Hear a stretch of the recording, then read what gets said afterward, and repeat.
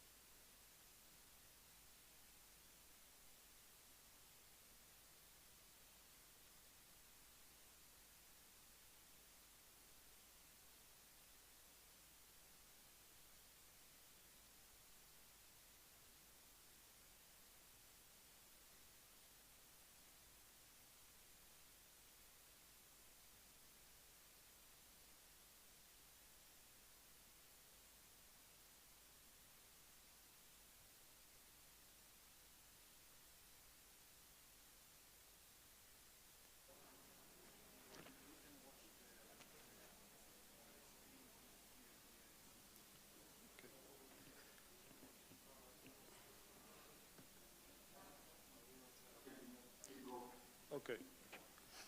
Okay. Shall we start now? Okay. Okay, good. Ladies and gentlemen, dear guests, let me first introduce myself. I'm the moderator of this panel, as titled the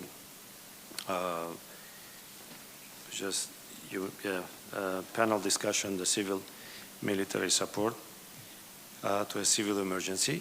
So my name is Veli Kreci, and I am a professor at Southeast European University, Contemporary Social Sciences, Political Sciences Department, and my area of interest or research is mostly focusing on the political system and public policies. But of course, my experience in disaster management goes really back to 2001, when I was a master's student at University of Pittsburgh, International Affairs, and I was able to, at that time, I was able to work with one of the best experts in the field, Professor Louise Comfort, and probably most of you, if you've been in this topic, you know her. But this was the time in 2001. Since then, as far as I've been following, in US, there has been many changes in terms of military involvement in the man-made and natural disasters. But when you look at the region, and I was also a part of the working group in designing the Crisis Management Center in North Macedonia, which now we are here today probably to open up other topics and exchange the views and discuss about how far we have gone since then. So allow me first, before I introduce my panelists to you today, just as a way of paving the way for a productive discussion, let me just bring up some issues that I think it's from the scholarly perspective is still not been defined as we wish to be defined. So what we have seen in the last decade is a need for a stronger military involvement in the civilian assistance. So this is also has been the work that has been documented by some of the scholars. Military involvement in responding to the man-made and natural disasters, and the reason why we are here is because the large scale of the disasters are forcing the military to take stronger military involvement. And this is the question, well, coming back to how the military can retain its role of safeguarding the country from external threat, but at the same time, can we also discuss about the military being as a partner, one of the main partners for the local and state governments? Because as we see in the reality that the disasters, when the disasters occur, the first responders are coming, or the request must be coming from the local actors that need further assistance in dealing the natural disasters. So I'm posing three main concerns that we really need to address. I hope we will be able to address with also your involvement and by my panelists on, what will be the way of assessing the small scale and large scales of disasters. This is the first, what will be the mechanism out there that will be able to assess before we go to the last resort of asking or requesting military involvement in civil assistance. Second, which is a great deal of concern of how the legal framework defines the boundaries between the role of the civil law enforcement agencies and the role of military. And for this, we need to have the legal aspects covered. what will be the response? When is very much needed response from military? In what cases? How this is really treated in the national laws, bylaws, and so on. And then, of course, the question is, why military involvement? Because they have several advantages that we see. There is the skills they possess, communication in terms of the disaster command and control, the bureaucratic in itself, and of course advantages of transportation, rescuing. So the military's unique potential in this from this aspect is a great deal of importance for requesting the military involvement in the civil assistance, for the civil assistance. So there are hundreds of cases around taken from U.S. and even in the region on how the crisis management should be managed. What would be the civil law enforcement? What is the borderline of civil law enforcement and the military involvement? So I'm sure that there are many other issues to discuss, but before I take any further time, let me first go with my first panelist, which I'm sure that is going to give us a great deal of introduction in terms of where we are in civil military support to a civil emergency and how we can actually advance on this area. So let me first invite my first panelist, Mr. Mark DiPaolo, Director of Defense Instruction and Capacity Building Operations Network. Mr. DiPaolo, the floor is yours. Thanks, Professor, very much. Thanks in particular to the Ministry of Defense here in North Macedonia, the Ministry of Interior here in North Macedonia, and also to the Crisis Management and Disaster Response Center of Excellence in Sofia for helping us put all this together. But mostly thanks to all of you, very busy people who've come out to this exercise and also participating in the VIP seminar to advance our thinking about disaster response and civil military relations, which is super important. And maybe I will set the wrong tone in my very brief remarks, because I'm going to sort of lay out a caution, and not to contradict the professor, because we do need more civil military interaction. We need better relationships between military and civil authorities before the emergencies happen, so that we can have trusted relationships when we need to work together. When those relationships are immature, we can't respond the way we want to. I'll give you an example. Tim Lannon, who's the head of the EADRCC, sitting here in front of me, was planning shipment of humanitarian supplies to Iraq, one of our great partners. It was related to COVID. And it was the International Committee for the Red Cross that was going to move that equipment. They had a flight going. I think I'm getting this correct.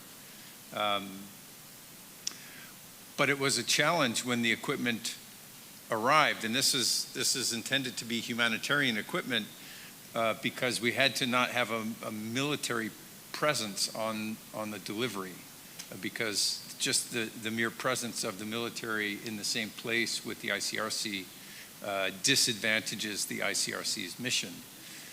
We saw something similar while working with the World Food Program during the COVID crisis. By the way, we have an excellent relationship with the World Food Program and NATO. We helped each other during the crisis, and it was all very good.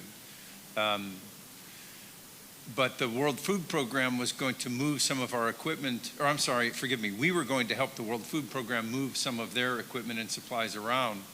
But there were several non-governmental organizations that were very uncomfortable receiving their humanitarian supplies from military aircraft. So the relationship has to be better. We have to continue to work on it. But we could take it too far, and this is really where I want to focus, and then I'll turn it back over to colleagues. In particular, I think we really need to keep those Oslo guidelines in mind as we respond to emergencies, because emergencies justify extraordinary decisions that we wouldn't make on a day-to-day basis, and they always seem like a good idea at the time. And the use of the military is an attractive option for reasons that the professor mentioned. The military has trained planners. They're very good at logistics and command and control. They have very good medical capabilities. They're able to deploy just about anywhere on short notice. These are all things that make the use of military assets and forces attractive. And I should add, in all of our countries, I think the militaries are quite respected. So they are a respected institution that are getting involved in crises on short notice. And if we do that too frequently or too quickly, then we're training our own societies to look for what seems to be the easiest solution at the time, which is to call the military. But military forces apply military solutions to civil problems. It's just how you're trained. By definition, that's what's going to happen. And sometimes, even though they can get there fastest and they have the best logistics, they don't provide you exactly what you need. Imagine in this exercise if there was a requirement for a surge in policing capabilities, for example, and we asked military forces to step in and to do that policing. First of all, military forces don't do policing the way police do policing. That's why we need police. So you would get a very different engagement with the public that's in the middle of a crisis and is expecting maybe more local policing type engagement. Maybe they would get checkpoints or military folks in military uniforms with weapons that are unfamiliar to the public, for example. So you get military solutions to civil problems, and sometimes that's the best you can do, and you should seek it. But it also sends a message to your publics when the militaries get involved. We're Chatham House rules here today, aren't we? Yes. Yep. As far as I know. Yep. Well, so take the COVID crisis and how it's stressing our civil society and the populations of our countries. In South Australia, they've made a policy decision that they're going to enforce very strict lockdowns, and they're using military forces to do it. So that sends a signal. They're responding to a health emergency, but they're sending a signal that maybe they don't want to send about what the role of the military is for Australia. In other words, to lock people in their homes. So I guess that's a very lengthy way of saying we absolutely have to work on improving our civil-military relations so that the relationships are well established before there's an emergency. We should not hesitate to reach out to the militaries, including the militaries that, as we did during the COVID crisis. But we should think carefully before we do, because there are other messages and consequences that come with it, and it should never be the easiest option to reach out to the military. So with that rather cautionary advice, I'll turn it back to you, Professor. Okay. Thank you, DiPaolo. I think I was granted a permission that I can manage this panel not as I wish, but as to make more interactive as possible. So before I go to my second panelist, I think you brought just issues that I think are a great importance for the people who are actually working and researching on this area. So if I can get back to you with not a question, but just a comment, if I may, and that's more of I mean, the military involvement is not an issue at all, as long as there is an approved legal procedure written in the Constitution or the bylaws. And I think U.S. and other probably countries have a long experience of how they have actually evolved in making sure that the legality of it is the legality of that concern is addressed fully. So do you want to add something on that in terms of how that has been evolved, that has reached to the point that the legality concern, which is, I think, was one of the FEMA's one precondition of using the military in it. Yeah. So I'm speaking for NATO. I don't speak for the U.S., but I'm obviously familiar with the U.S. The U.S. has long-standing legal doctrine called posse comitatus, which restricts the use of the military for civil purposes, interior purposes, except in certain cases. And it's pretty well respected. The lines are pretty clear. The military understand and respect the lines, as do the civil authorities. In fact, it led to a very interesting confrontation. There was a hurricane that hit the northeast of the United States in New Jersey and New York City some time ago. And it was declared a federal disaster area, but that alone was not sufficient to invite federal forces in to a state. The United States is a republic, and there are 50 sovereign states in the United States. But someone's got their wires crossed, and a three-star general went rolling into the governor's mansion in New Jersey and announced that he was taking over control of managing the crisis. And the governor said, "Well, no, you're not. The civil authorities are still in charge, and I'm in charge as the governor." And so this general persisted and insisted that he had control, and he was given two options by the governor, that he could leave immediately or he would be arrested. So it's a funny story, but it highlights an important point, which is everyone has to understand the rules of the game. And when we do understand the rules, where the military is appropriate and where civil authorities are appropriate, and when they can come together, it works very well. And the COVID crisis, I think, was an excellent example of that. We'll talk about it tomorrow a little bit, but we had, I think, upwards of about 500,000 troops across all different NATO allies helping allied populations respond to the COVID crisis. They set up field hospitals, they provided medical care, they did logistics, and it worked really well. But everyone understood the rules. So. Yeah, thank you very much for this feedback. So I guess we'll continue in discussion later on. But before, let me now move to my second speaker. Gospodin Dragan Nikolić, državni sekretar. Mr. Dragan Nikolić, State Secretary in the Ministry of Defense. The floor is yours. Kreci, distinguished guests, dear organizers, ladies and gentlemen.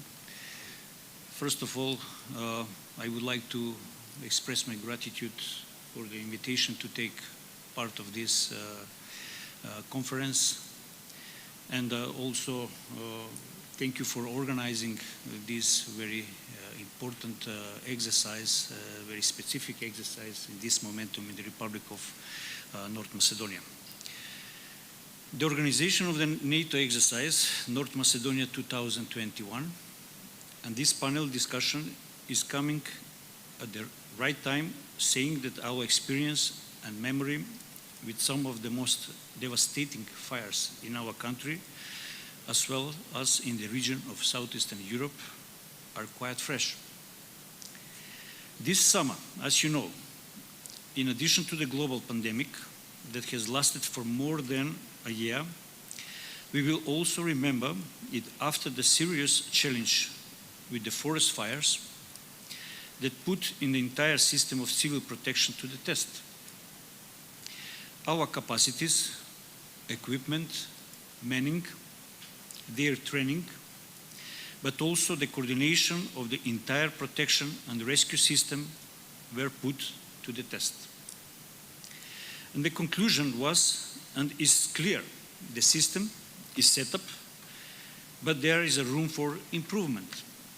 The Ministry of Defense and the Army of the Republic of North Macedonia immediately responded to the request of the Crisis Management Center for involvement with its own forces and equipment in support of the Protection and Rescue Directorate. From the very beginning of the establishment of the main headquarters in the Crisis Management Center, the Army has delegated its representatives, which contributed primarily to making a proper assessment of the situation and to engaging our capacities accordingly. We have made 1,500 members of the Army available and ready to engage in the fight against fires. In the period from the beginning of August to the beginning of September, a total of about 2,000 members of the Army were engaged. We also engaged the Army aircraft that during this period of extinguishing fires flew over 80 hours and dropped over 500 tons of water. We fought with all available means and fully made ourselves available to the protection and rescue system because the Army exists for the citizens and their safety and security, even in cases when we are fighting natural disasters. Obviously, we were on the first front line. In the last time, as you know, we have more and more necessary for engaging the Army in crisis situations and natural disasters. So, during 2016, we had very intensively fought water spill situation, disaster, in region on capital city Skopje, with unfortunately about 20 or 22 people casualties. On this situation, Army had key role in support civil institutions to take rescue activities. But just as our involvement and engagement is a fact, it is an undeniable fact that North Macedonia, as well as other countries in the region, especially Greece and Turkey, now this year, which fought fires of unprecedented proportions, asked for help and support and received this support from our partners, and especially from our allies in the NATO alliance. And for this, we are immensely grateful. We are grateful to Slovenia, Serbia, Austria, Romania, Montenegro, Bulgaria, and France. We are also grateful to the NATO and EU civilian support mechanisms, which have been an extremely important link in our efforts. Important of close relations, links, and fast responses between NATO allies, it turned out also during COVID-19 crisis.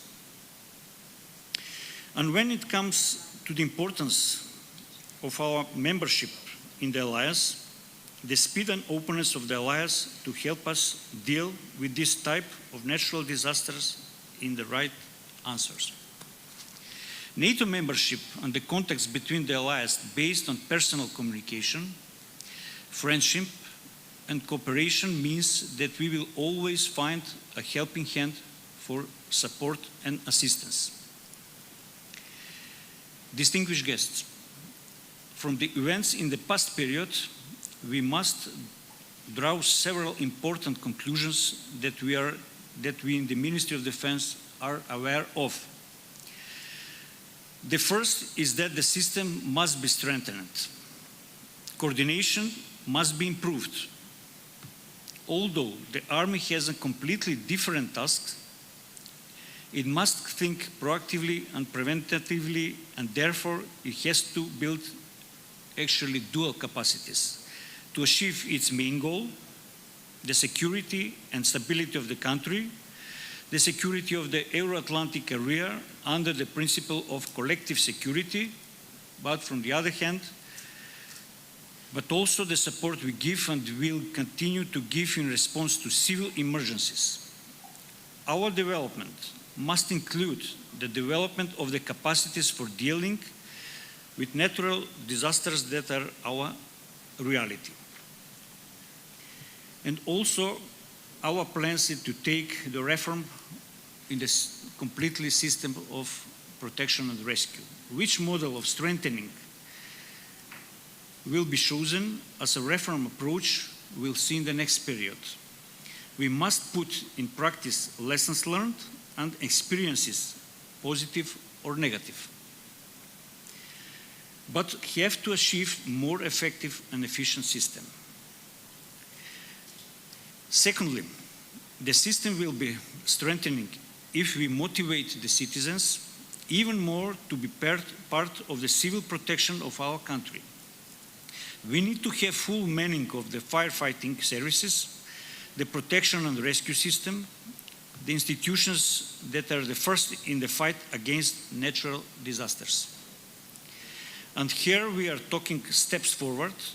Just a few days ago, with the amendments to the law on protection and rescue, we increased the salaries of pyrotechnicians and inspectors in the Protection and Rescue Directorate. We need a system in which young, motivated, prepared and trained people will work, and that is why we are improving the working conditions in the institutions that are part of this system.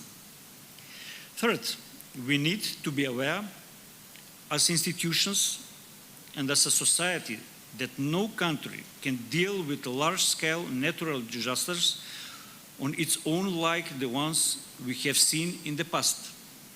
North Macedonia is always the first country to lend a hand, a country that offers help to its neighbors, to its friends and allies. We have done that in the past, we will do it in the future, as our neighbors and allies were fully and actively involved in the protection of our citizens and nature. Only with regional forces, with allied forces, can we deal with these disasters that are taking on enormous proportions. Therefore, Republic of North Macedonia participates in all regional initiatives, as well as BMTF, CIBRIC, RACVIAC, etc. Dear panelists, we must look at the facts and understand that climate change is firstly a scientifically proven fact, and secondly, it is not something that will be a challenge for future generations, but rather it is a challenge that is happening today. And climate change is linked to all aspects of our lives. A few days ago, the World Bank said that climate change could cause massive internal migration.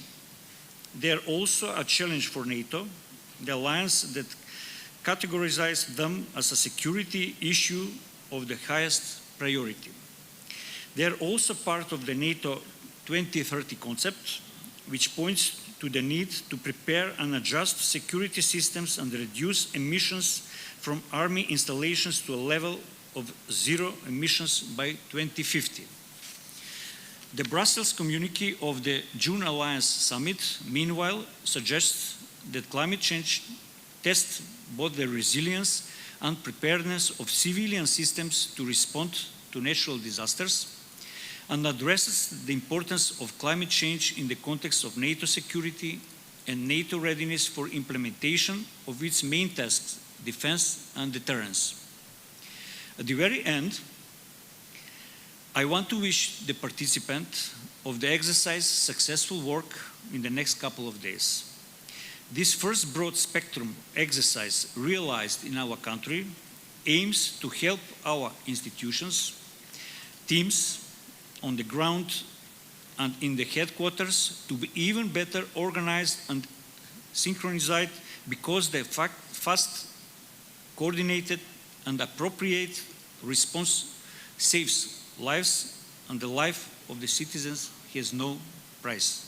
Thank you very much. Thank you, Mr. Nikolic, for this presentation that gives a full picture of the challenges that we are facing.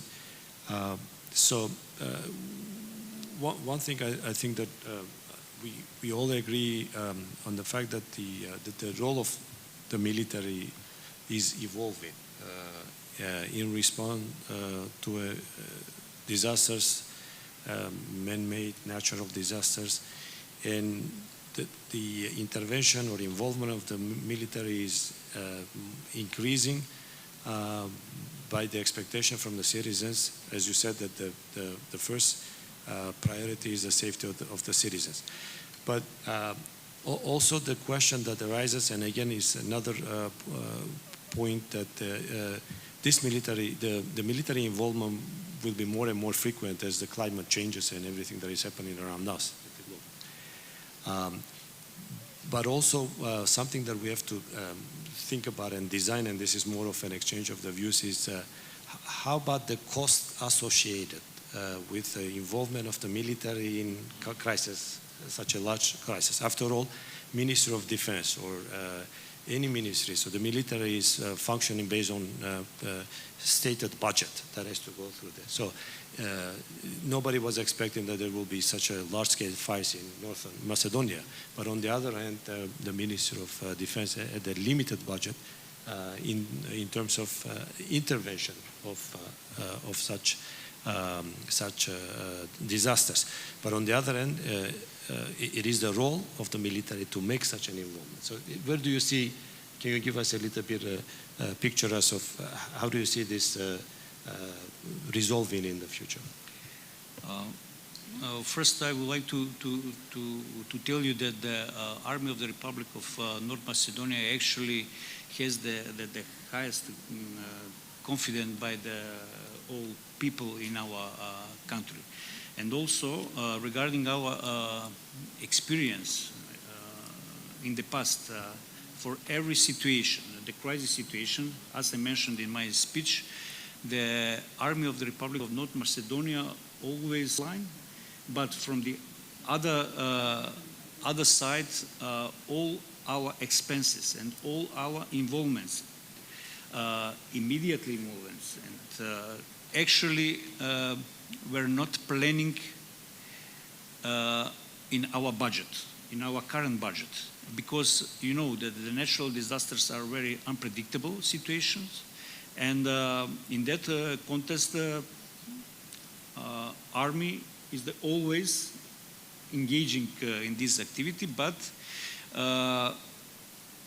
we have to make some decision by the government, or I don't know, but to reimburse our all activities, because you know we have unpredictable spending of our budget, and from the other side, you know that we work strictly implementing by NDPP process with the multi-year planning, processing and budgeting system, but however, as currently situation with the firefighting during this summit showed us that our expenses were extremely because you know only our helicopters who engaged in the situation of firefighting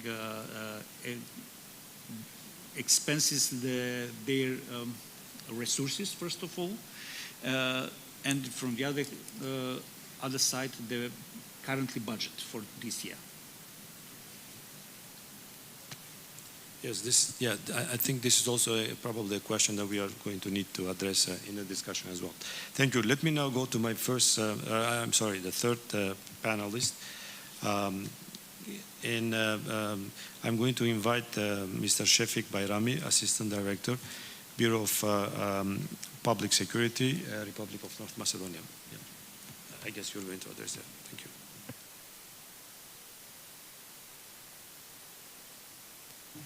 Добър ден на сите. Благодарам, господин Креци. Greetings to all. I only will speak on the segment that the role that we have in this regard. So I will discuss the legal part from the sense of how directly I'm involved in the coordination of these activities, which with the current crisis we are still going through. Coordination, Vice Coordinator in Minister of Internal Affairs activities in regards to crises that are ongoing.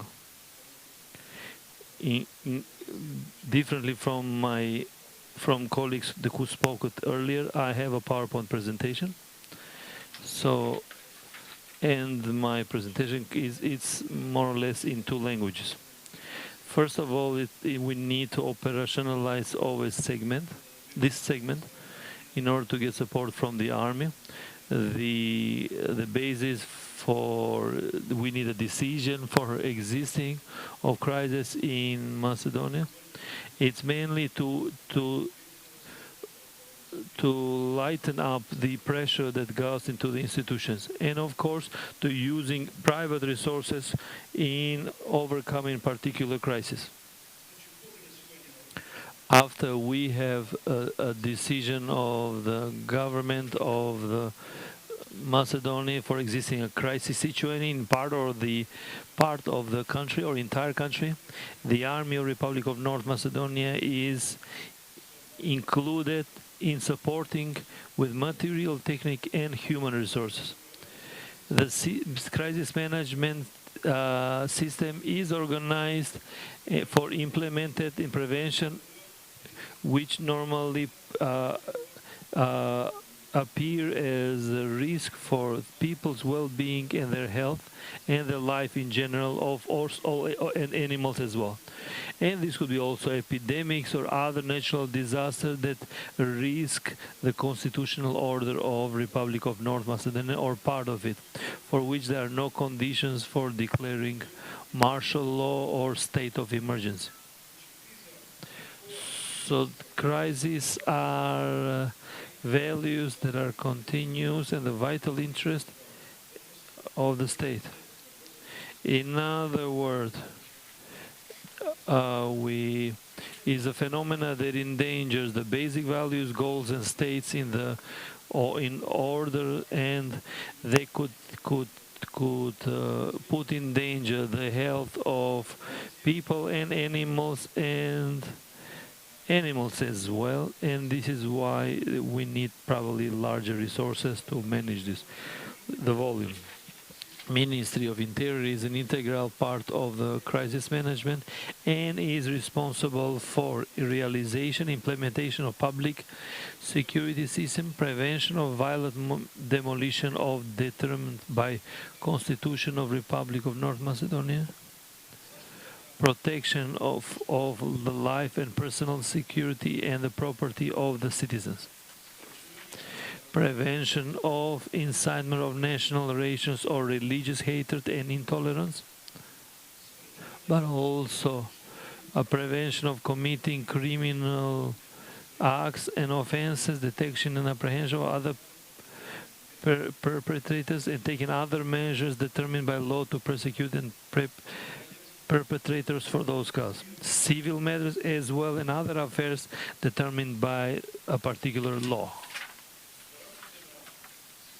Within the crisis management system, the coordination between the institutions in the system takes place through General Staff, which operates within the Crisis of Management Center.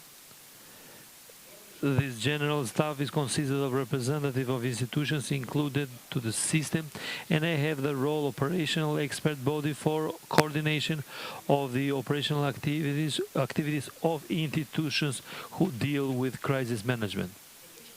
The support of the police by the army is realized based on the Constitution, the highest act of the North Macedonia, law of internal affairs, law on police, law on crisis management, law on protection, law on rescue, and law on defense. So this is the framework in regards to how this is done in support to the army through the police. The national concept of security and defense, the defense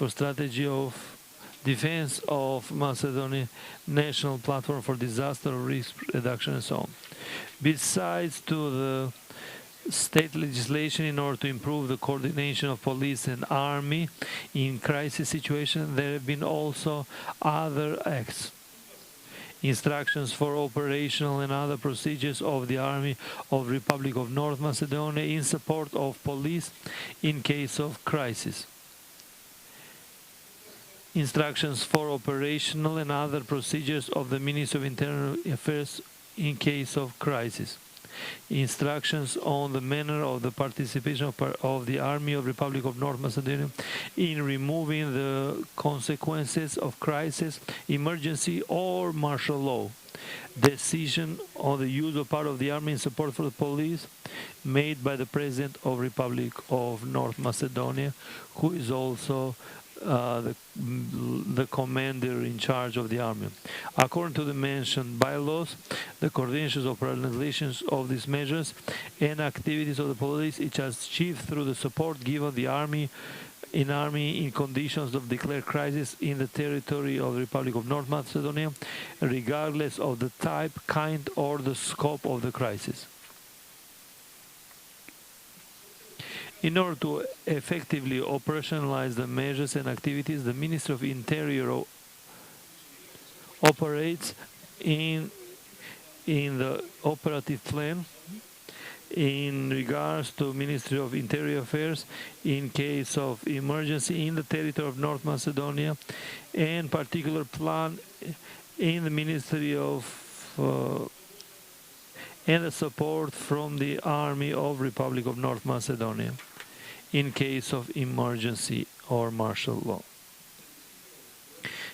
Based on in case also there is a migrant crisis, this is also the case.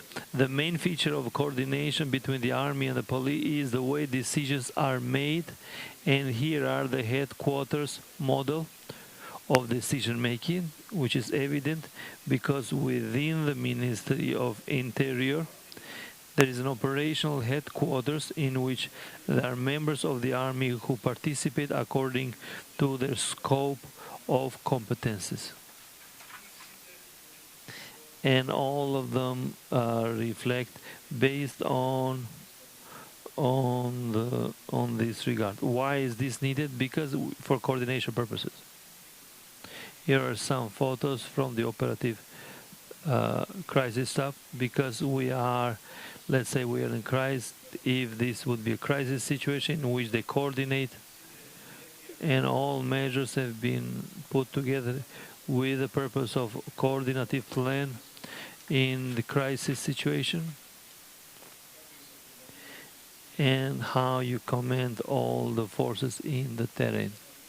Besides the army with the goal of crisis caused by increased number of migrants, in support for police we have also the customs administration. We're explaining now because we have currently crisis situation because of a large number of immigrants or migrants as a result of a conflict in the Middle East. Besides the army in this case, we have also the customs service involved, customs administration, and also the transport railroads or the railroads of Macedonia, named Transport Adescope. These are the two, this is the name they're called.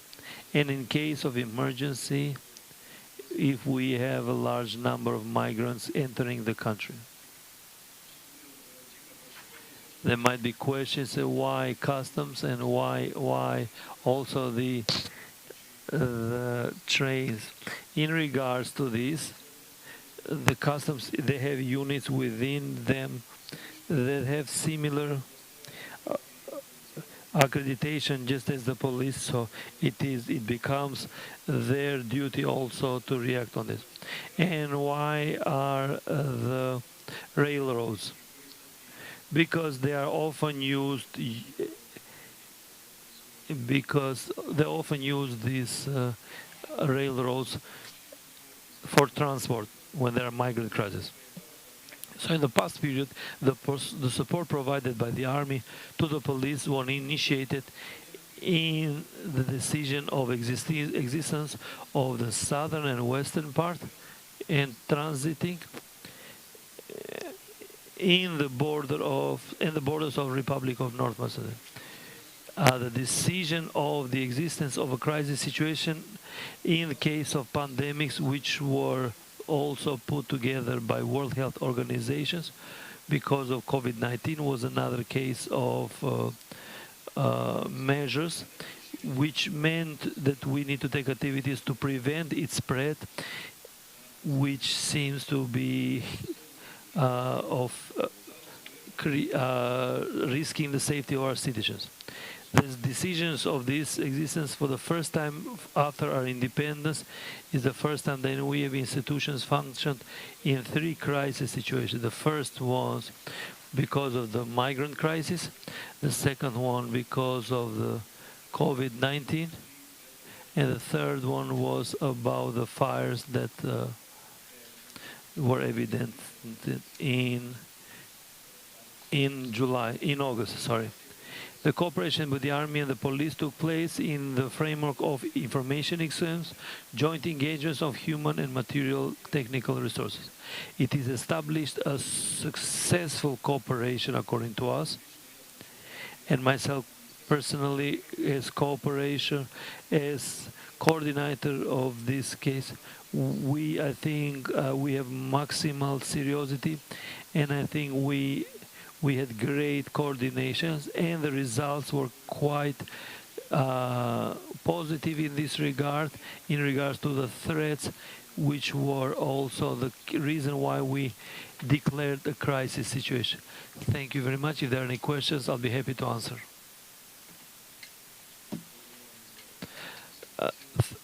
И за всеобхватната презентација за анализата, идеална анализата на соработката меѓу армијата и полицијата. Мислам дека еве сте тука би не као прашање, него чисто као коментар. I will ask, while we're here, I will ask as a commentator. After the operation, it was clear that coordination between 2 bodies and the challenges that appear between the army and the police, it seems that they're not evident in practice. This interoperability seems to be working well, because we know the police is more prepared, the police, to deal with internal issues, while the panelists also said that there are cases in which the army is in the front line or trained to react in situations which are of another nature. Do you have something to add to this? And how did the coordination functions as well? You are right. The army had a totally different mentality because of their training and missions. They're different from the police trainings. Police functions in different conditions. We have different trainings for dealing with security, depending on competencies. In the very beginning, we received, by the time we got in line by the representatives that were nominated from the Ministry of Defense, from the very beginning, we organized. We even had trainings on part of the mainly officers, army officers were trained regarding dealing in which segments police can interfere. For example, COVID-19, because this was a threat that was unfamiliar for all of us. By the time we all understood the essence of the problem and what the task of the police in the entire mosaic, what can be undertaken. So we had a period of compliance, so to speak, with the army and police, and in a short time that process was overcome, and we mutually faced. They were never by themselves. Police and army went hand in hand together. The tasks and everything, police officers were responsible. They assisted us. I'm speaking of the crisis. As you know, Army has no police competences, authority. We needed some period of compliance, of streamlining, but that was pretty fast. It was a serious approach, and the institution is serious. And at the end of the presentation, that's why I said, we are fascinated by the cooperation and the results we showed on site, on the train, without any issues between us. We received part of the army was supporting the police, so to speak. So on everyday basis, we had 600 army representatives without any dilemma or misunderstanding between us. That was essential. That was precondition for success. And that went by without any problems. You are emphasizing this, and at this panel we want to emphasize this, that the cooperation between the police and the army needs to be strengthened, and we need to coordinate better. The floor is yours. Concrete experience regarding the close relations between the Ministry of Defense, Army of the Republic of Macedonia and Ministry of Interior. As you know, during the last year, in the beginning of the crisis situation, first we had official the crisis situation on the small communities in the western part of our country, in the Debar and Župa. And also on that region, we had a very strengthening cooperation and close cooperation together with the Ministry of Interior, because you know, according to our regulation, Ministry of Defense and Army is in supporting of the civil institutions, including the Ministry of Interior. And after that, we had the extraordinary situation as a new experience for all of us in our country, because we had the time of parliamentary election without the assembly in functions, and now we have completely crisis situation in all territory, and I have to tell you that we have very, very good, excellent cooperation with the Ministry of Interior with no dilemma. Yes, in the beginning we had adjusting of some operational activities on the ground and also in the headquarters, but now we have functioning as one system. And also I would like to mention that actually our cooperation and supporting of the civil situation, we had since 2000 fighting with the official the crisis situation regarding of the migration crisis on the south and north border of our country, and from that time up to now, the Army of the Republic of Macedonia currently on the daily basis supporting the the Ministry of Interior, the policy, and also now regarding of the crisis situation about the COVID crisis, together with the mutual teams with the Ministry of Interior, we protecting the all crucial the health institutions regarding of the COVID-19. Yep. Thank you for this input. Di Paolo, would you like to add something on this effective cooperation that North Macedonia is presenting from the perspective of NATO in terms of between the policy, police and the military and army? I'm sorry.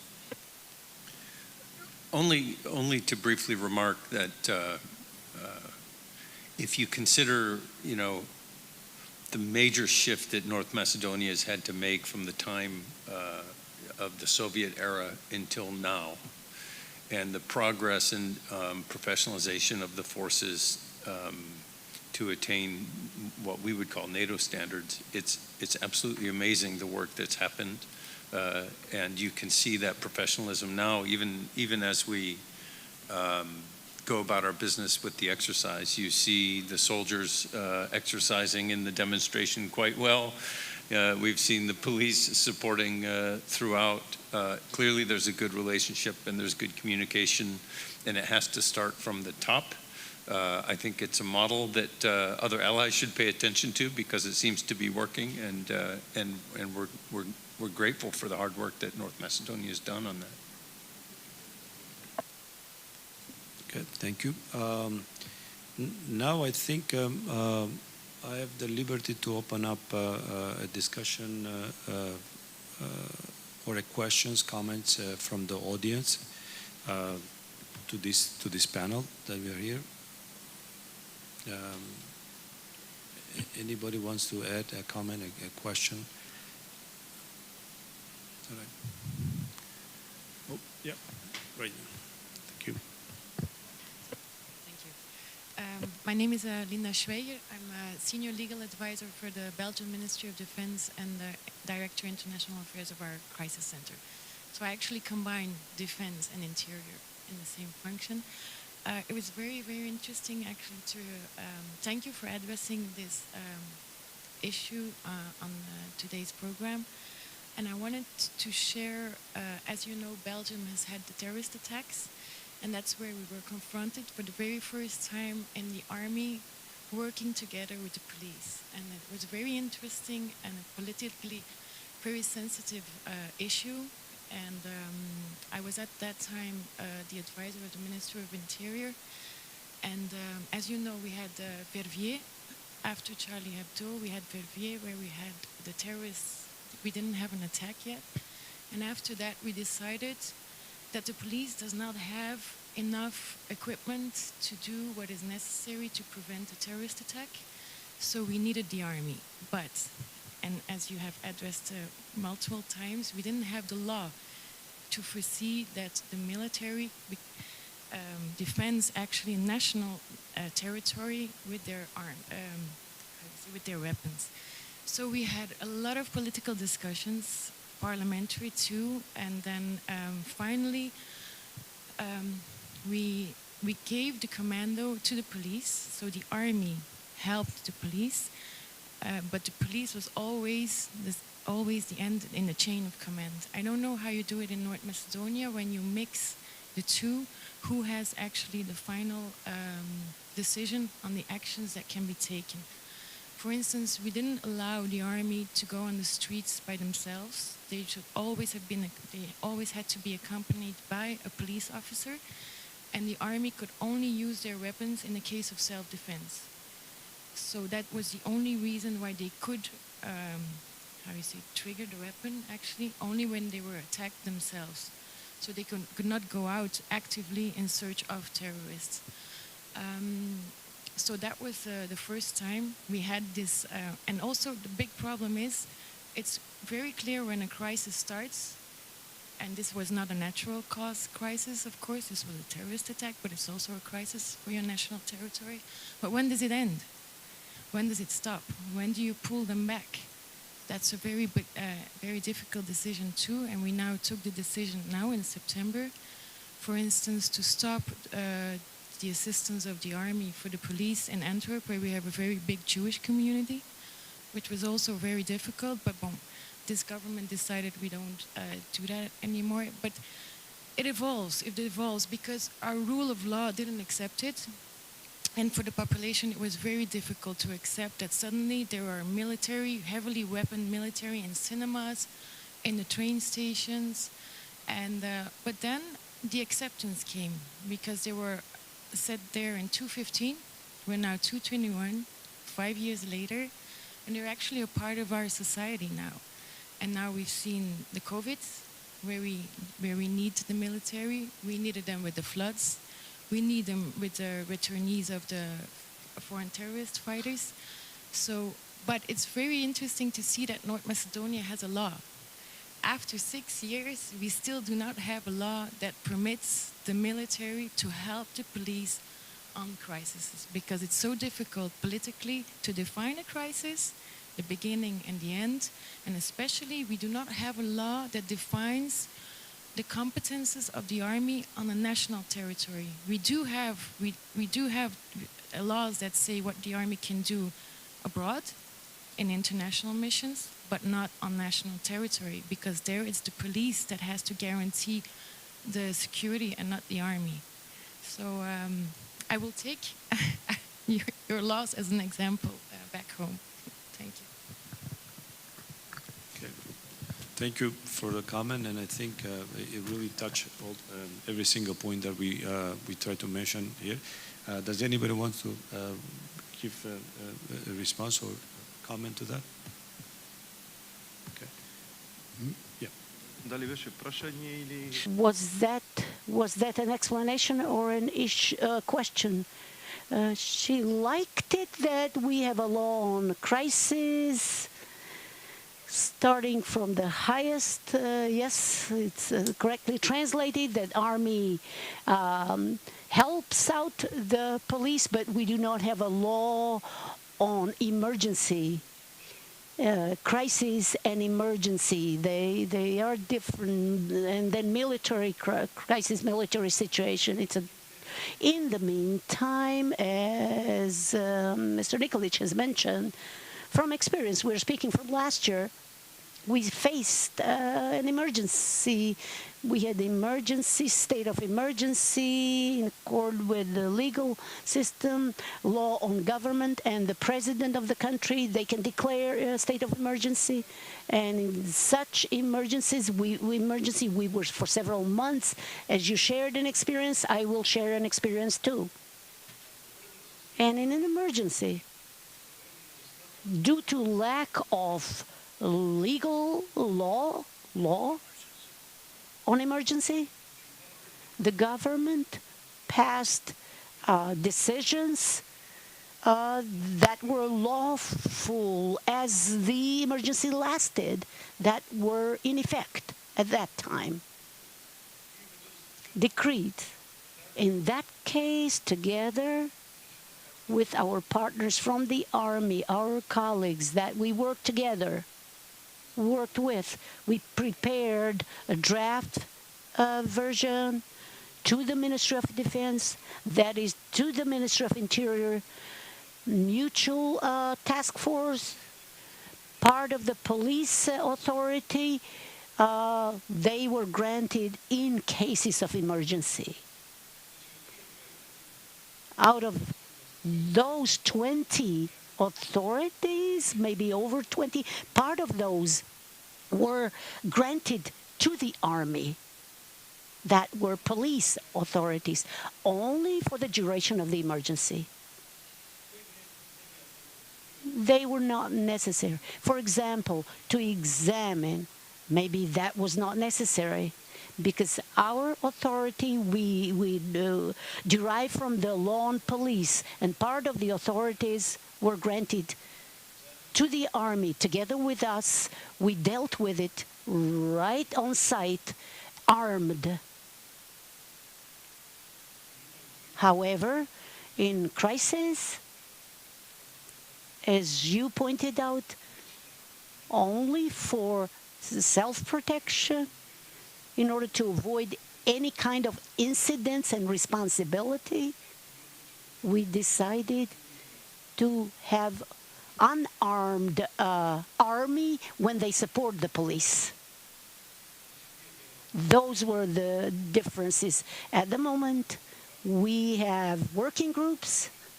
I can say that all institutions, and we are preparing a law on emergencies, preparing this law, where we hope all these experiences will be incorporated and the needs in order to have a qualitative law on emergencies. Yes, thank you. I would like to thank you for your question, very interesting question regarding of today discussions. I would like to add some comment on my colleague and to mention the concrete article by some laws which we have in the Republic of North Macedonia. Yes, we mentioned that the last year we have the extraordinary situation, but now regarding of this experience in the government established one working group with the authorization to prepare the new law for extraordinary situation. With resolving of all open issue about the role, about the supporting, about the position of key institutions in the extraordinary situation. But regarding of the current regulation, I would like to mention some concrete article. First of all, you know that we have the crisis management law and steering committee. So according of the Article 4 of the crisis management law, ministries and other state administration bodies are involved in prevention, early warning and managing with crisis situation. And their competence is regulated by law.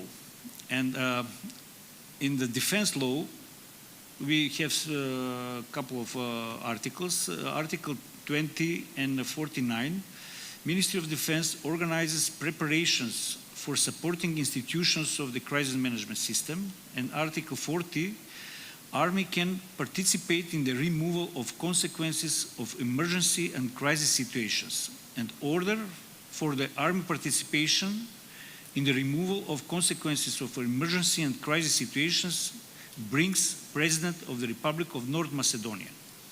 Guidelines on participation in the removal of consequences of emergency and crisis situations brings Ministry of Defense.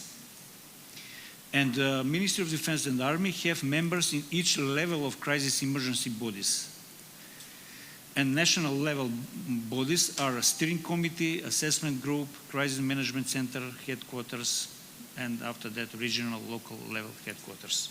So this is the currently position in all institutions, and responsibility in the crisis situation also the Minister of Defense, the Minister of Interior. But however, we need a new law for extraordinary situation, and also we are aware about some open issue in the context of a role of Army inside, maybe, and the Ministry of Interior, because you know that according to our Constitution and other laws, we have strictly clear position and responsibility by the Army.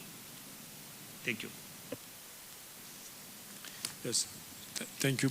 And maybe just one also comment before I ask for another question. I think what you mentioned in your question, it really touches the idea of what role do we assign to the military? Do we assign as a primary agency in the time of crisis, or is it a supporting, let's say, agency? And basically just define the role of military in the time of crisis.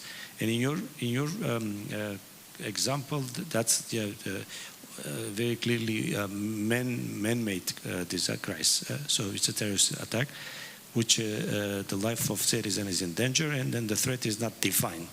So, and basically, in the case of North Macedonia, we have the army. I see the army people in the vaccination places now, just making sure that everything is run smoothly. So that doesn't bother the citizens. But yeah, the legality point with a clear definition of what are the responsibilities and duties, what is the response plan, what is the response reaction, what is the planning, and in any case not leaving military to take an action in the civil law enforcement. So that's a tricky place. I just wanted to make this comment. I think it was very relevant that you mentioned. Okay, let's go to another round of questions because we still have about 15 minutes. If you leave us, we can talk here until the the evening. Okay. Any other questions? Okay. Yes, Rector Vegetti.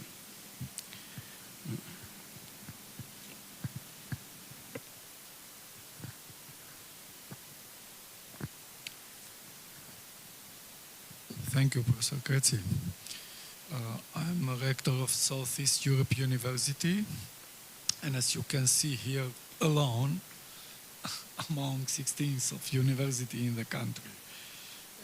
I have a question, it's very interesting, related to the human capital based on these expectations and preparation for these challenges that we are treating today.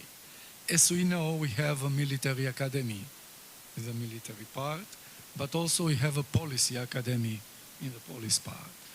I want to listen from you if you can explain, both of you gentlemen, how is these two academies in terms of human capital producing are coordinating among them, between them, in terms of, let's say, intra-program for training or program for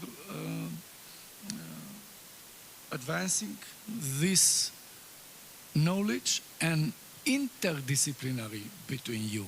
It's very interesting because I know among the university we try to establish something in between. So can this be, let's say, a new development in this aspect, how to bring them together in new challenges in future? This is my question. Thank you.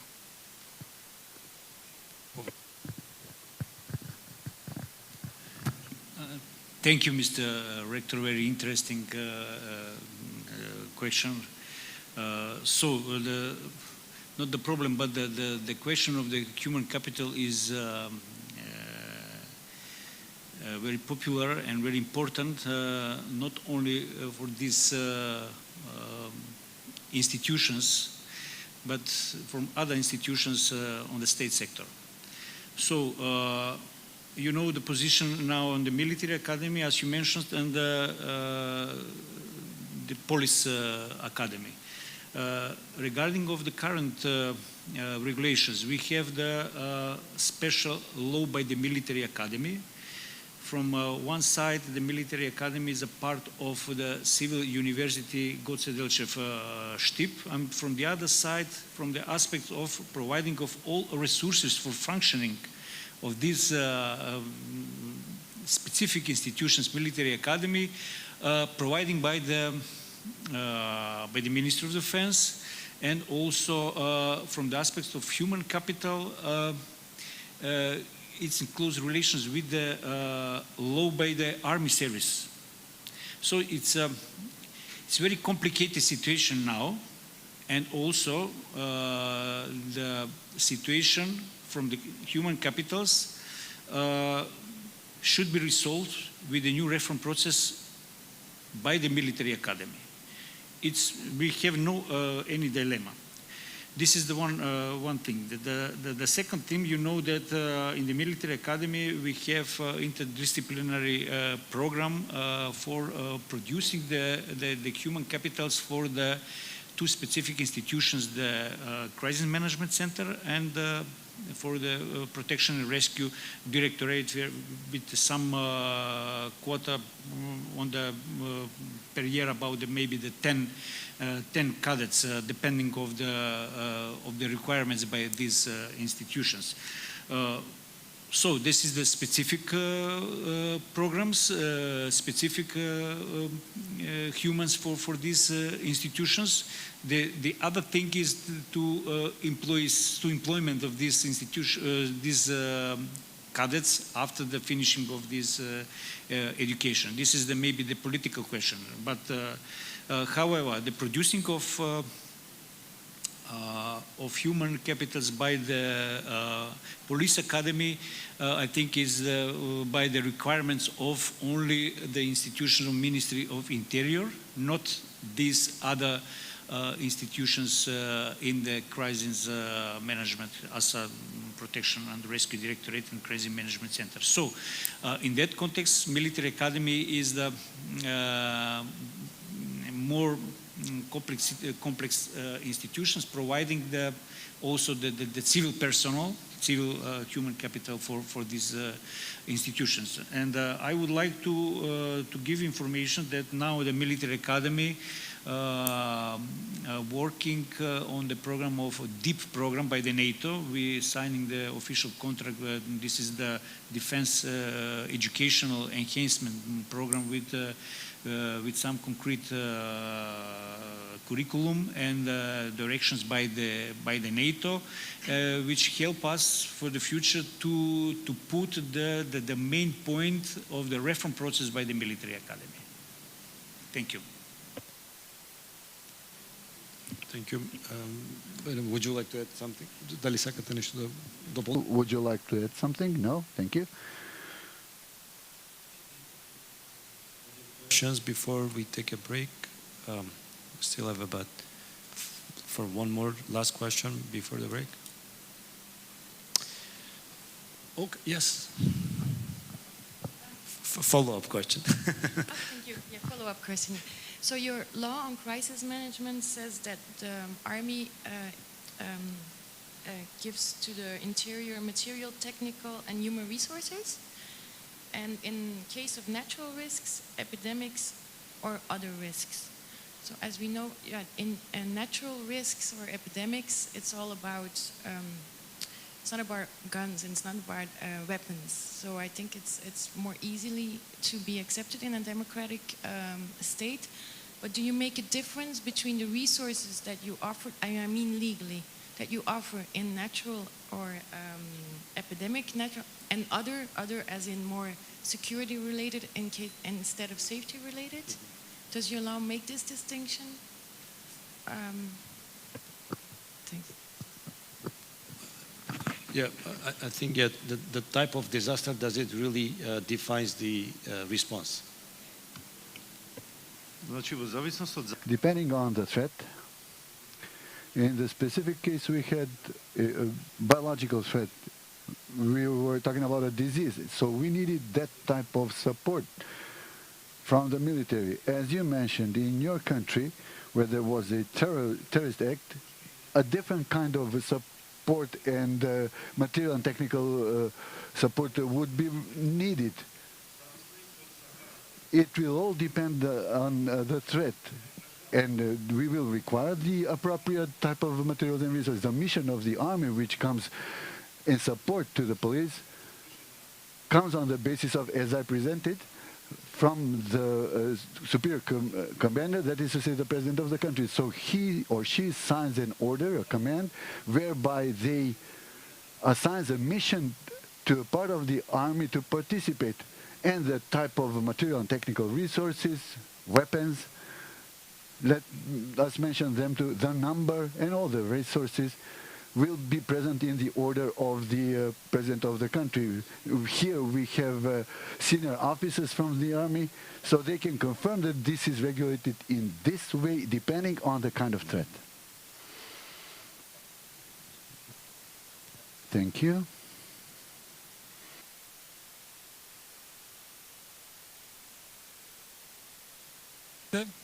Hello, everyone. General Major Azim Nureddini, Deputy Head of the Chief of Staff, I would like to greet you all. I welcome the participation of the Army in dealing with disasters, catastrophes, etc. The previous speakers, they explained well the legal regulations in terms of what are the basis for the use of the military, which is present in the law on defense, the law on crisis management, the Constitution of the Republic of North Macedonia, and the Strategic Defense Review, which provides for some sections in terms of the use of the military. I'd like to make, let me call it, the difference between, because the question coming from the lady, he doesn't know if you're married or not, that's why he's using Miss or Mrs. So the question was whether the army was walking around with weapons or not. With the needs presented by the Ministry of Interior, there was an exact definition of the locations and sites of the intervention of the army. So we undertook the obligations where the missions and the tasks were very close to those of the army, and the assignment of the decisions enacted by the government with the competencies of the military, these assignments and duties and obligations were given. The people were together with the police, but wherever we acted alone, we were doing protection of certain facilities that are of exceptional importance, where we undertook the obligations and the tasks to relieve the Ministry of Interior and their staff for them to be able to efficiently complete their own tasks. And by the way, the military has been engaged since 2015. You know that at the southern and western border as early as 2015 August, but there we participated together. So the leader is the Ministry of Interior, and we are just supporting their actions. I'd also like to appeal for us to make a distinction in order to avoid an impression of some ideas that there is a military or emergency situation declared. Thank you for your intervention. And the effort was, I believe, that an explanation was given for understanding. For half an hour, and we resume at 4:30, and I hope then we will continue the discussion further on these topics. Okay, thank you for your participation, and I'll see you in half an hour.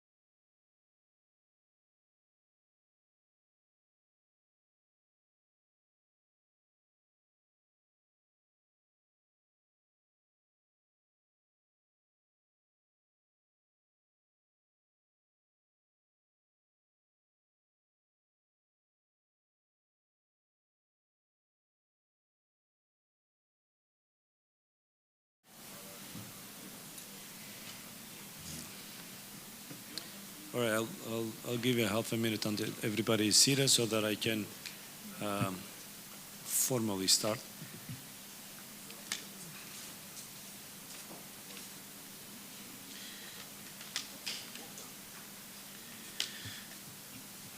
Okay, let me now declare the session open for the next second part of this of the panel, which we had a very fruitful and productive discussion in the first one, and I really believe that we will continue in exchanging the views of the points made by the panelists and by the audience. But now first, let me introduce our next speaker, who is going to be online, Mr. Jonathan Edwards, from United States Defense Institute of International Legal Studies. Let me check if Mr. Edwards is ready on the other side. Can you hear me? Good afternoon, I can. Okay. All right. Okay, good. I guess, Mr. Edwards, if you can hear me, can you please start with your presentation? And yeah. I will. Okay. Thank you. Let me just say, initially, my name is John Edwards. I work for the U.S. Defense Institute of International Legal Studies. So we're an educational institute with all international participants. I'm an international law attorney in the civil service of the Department of Justice. Before that, I was a Navy judge advocate, and the reason that I've been asked to participate was that I direct a course here at DILS on the legal aspects of defense support to civil authorities. So with that brief introduction, let's see if I can get my PowerPoint up. Are you able to see it? Okay, now we can see it. Well, yeah. Okay, great. Given the rich discussion this morning and Professor Tressy, your issues that you raised at the beginning, what I'd like to do is two things. One is to provide an overview of the 15 types of activities related to civil emergencies that the U.S. military engages in. And then in the second half, just look at an overview of the U.S. system and the laws that are related to how in the United States our military provides defense support to civil authorities. So that's where I'm headed.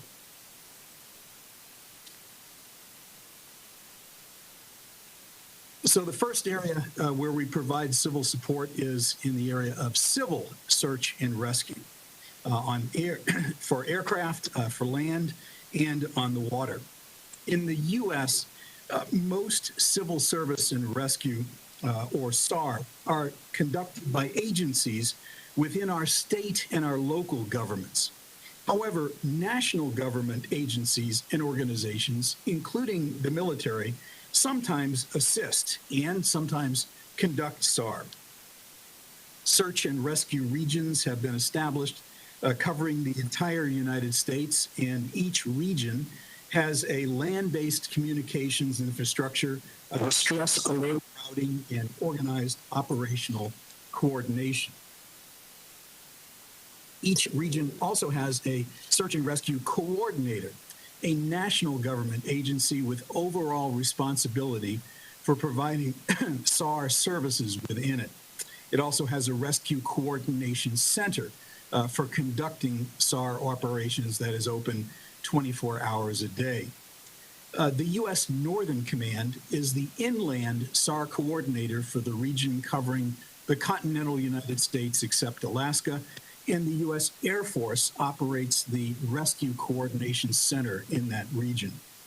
U.S. Pacific Command is the SAR coordinator for the region covering Alaska, and the Coast Guard is the coordinator for aeronautical and maritime SAR in Hawaii and for maritime SAR in all U.S. navigational waters.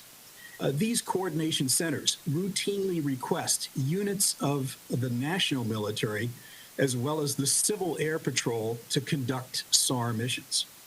Under the National Search and Rescue Plan in the U.S., Department of Defense responsibilities and resources are provided only if they do not interfere with primary military duties. Each national government agency funds its own activities under this plan. I mentioned the U.S. Civil Air Patrol, and I think it's a fairly unique organization, so I want to spend just a moment on that. It is part of the military's search and rescue response, but it is not a military organization. Rather, it is a government-chartered non-profit corporation that serves as an auxiliary to the U.S. Air Force. Civilian unpaid volunteers mostly fly their own private aircraft, and they perform other related activities. Volunteers are reimbursed for the fuel, communications, and maintenance costs related to their service in the Air Patrol, but again, are not otherwise paid for their efforts.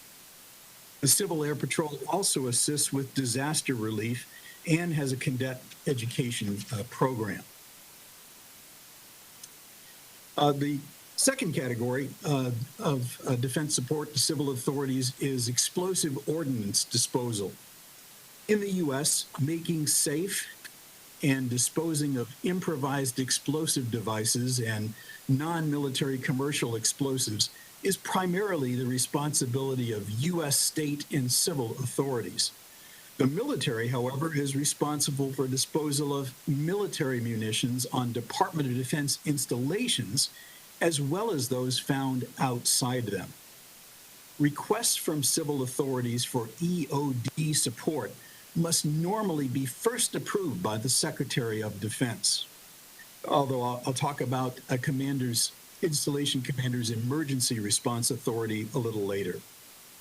By one estimate, military EOD squads in the U.S. receive requests from civil authorities to deal with military munitions found off base on an average of 3 to 4 times each day. Most of these munitions are small and very old, many dating back to World War II, and were brought back by service members as souvenirs, a foolish but common occurrence back in those days. Another area of military support is to identify, neutralize, dismantle, and dispose of chemical, biological, radiological, nuclear, and most often high-yield explosives and related materials and technologies. The English acronym for that is CBRNE, C-B-R-N-E. U.S. State National Guard units maintain 57 weapons of mass destruction civil support teams, each team consisting of 22 specially trained soldiers and airmen who are deployable within 3 hours. They are equipped to identify these types of weapons, predict consequences from them, and advise on response measures. And they can also assist with hazardous material releases. Each team has an analytical laboratory system vehicle and a communications vehicle with a broad range of capabilities. These teams are also often deployed in advance to support large planned events, such as the Super Bowl football games, the annual UN General Assembly meeting, and the annual State of the Union address by the President to our Congress. In addition, the National Guard has 17 larger units for this type of activity, consisting of 197 specially trained and equipped soldiers and airmen, and they are able to conduct search and rescue in collapsed buildings, perform large-scale decontamination, and provide medical triage and initial treatment of injured persons. National military forces, those that are part of the regular active duty military, have a similar capability through a joint defense CBRN response force composed of 5,200 personnel organized into 3 battalion task forces. The fourth area for defense support to civil authorities in emergencies is the oil and hazardous substance response. In the U.S., oil discharges and hazardous substance releases or threatened releases are reported to a national response center in Washington. The center then notifies national, state, and local government agencies with jurisdiction over the incident. A national government on-scene commander will then review reports received by the center, and if a national government response is required, the commander will direct that response. Within the U.S. coastal zone, the U.S. Coast Guard is the lead national agency for responding or directing responses. Within inland zones, the U.S. Environmental Protection Agency is the lead agency. Each of them maintains a national and regional response teams and other specialized teams ready to deploy.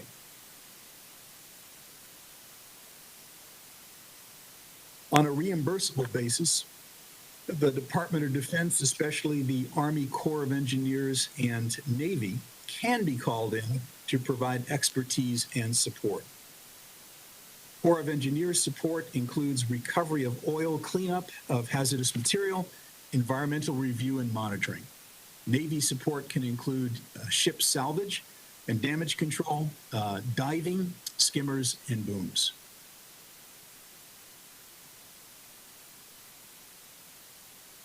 Wildfires is a fifth area of defense support of civil authorities. Wildfires in the U.S. are a significant problem. There were 59,000 of them in the U.S. in 2020, burning about 10 million acres. National, state, and local governments maintain 110 so-called hotshot wildfire civil firefighting crews, but when additional assistance is needed, the U.S. military provides it. The state's Air National Guard and National Air Force Reserve support wildfire fighting efforts with 4 air wings equipped with modular airborne firefighting systems that are actually owned by the civil U.S. Forest Service. Military aircraft are fitted with these systems and are ready to deploy within 2 days to support civilian wildfire efforts. C-130 cargo aircraft equipped with these systems can dispense 3,200 gallons of either water or fire retardant at a time. Air crews involved receive specialized training from the Forest Service. Air National Guard helicopters can also be equipped with water buckets. In addition, Air National Guard and Reserve MQ-9 Reaper drones are used to map wildfire areas and locate people trapped in them. These drones can fly for more than 24 hours straight, and their electro-optical and infrared sensors are not affected by smoke or darkness. When additional firefighters on the ground are needed, state National Guard soldiers and National Army and Marines are sent to assist. Prior to deployment, they receive special training on fire behavior and fire line safety and are equipped with fire retardant clothing, boots, and special equipment.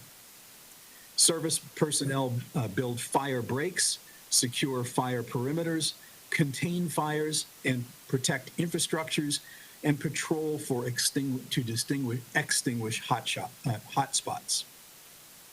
All such assistance is provided on a reimbursable basis under a memorandum of understanding with the Department of Interior and the Department of Agriculture, or through a request from the Federal Emergency Management Agency, part of the Department of Home. The military has national active and reserve, as well as state National Guard medical units that can deploy at the request of civil authorities and provide care to civilians who are ill or injured. For example, the Air National Guard maintains 3 levels of emergency medical support units, each with air deployable medical tents, equipment, and personnel, the largest able to care for 6,500 patients. Units are able to provide primary and surgical care, and larger units also provide laboratory radiology, pharmacy, and dental services. Medical personnel have also deployed to civilian hospitals to augment their staff, and military medical laboratories have provided diagnostic testing in support of civilian hospitals. General purpose military personnel are also available to support civilian health and medical organizations by delivering medical equipment and supplies and evacuating ill or injured persons to medical facilities.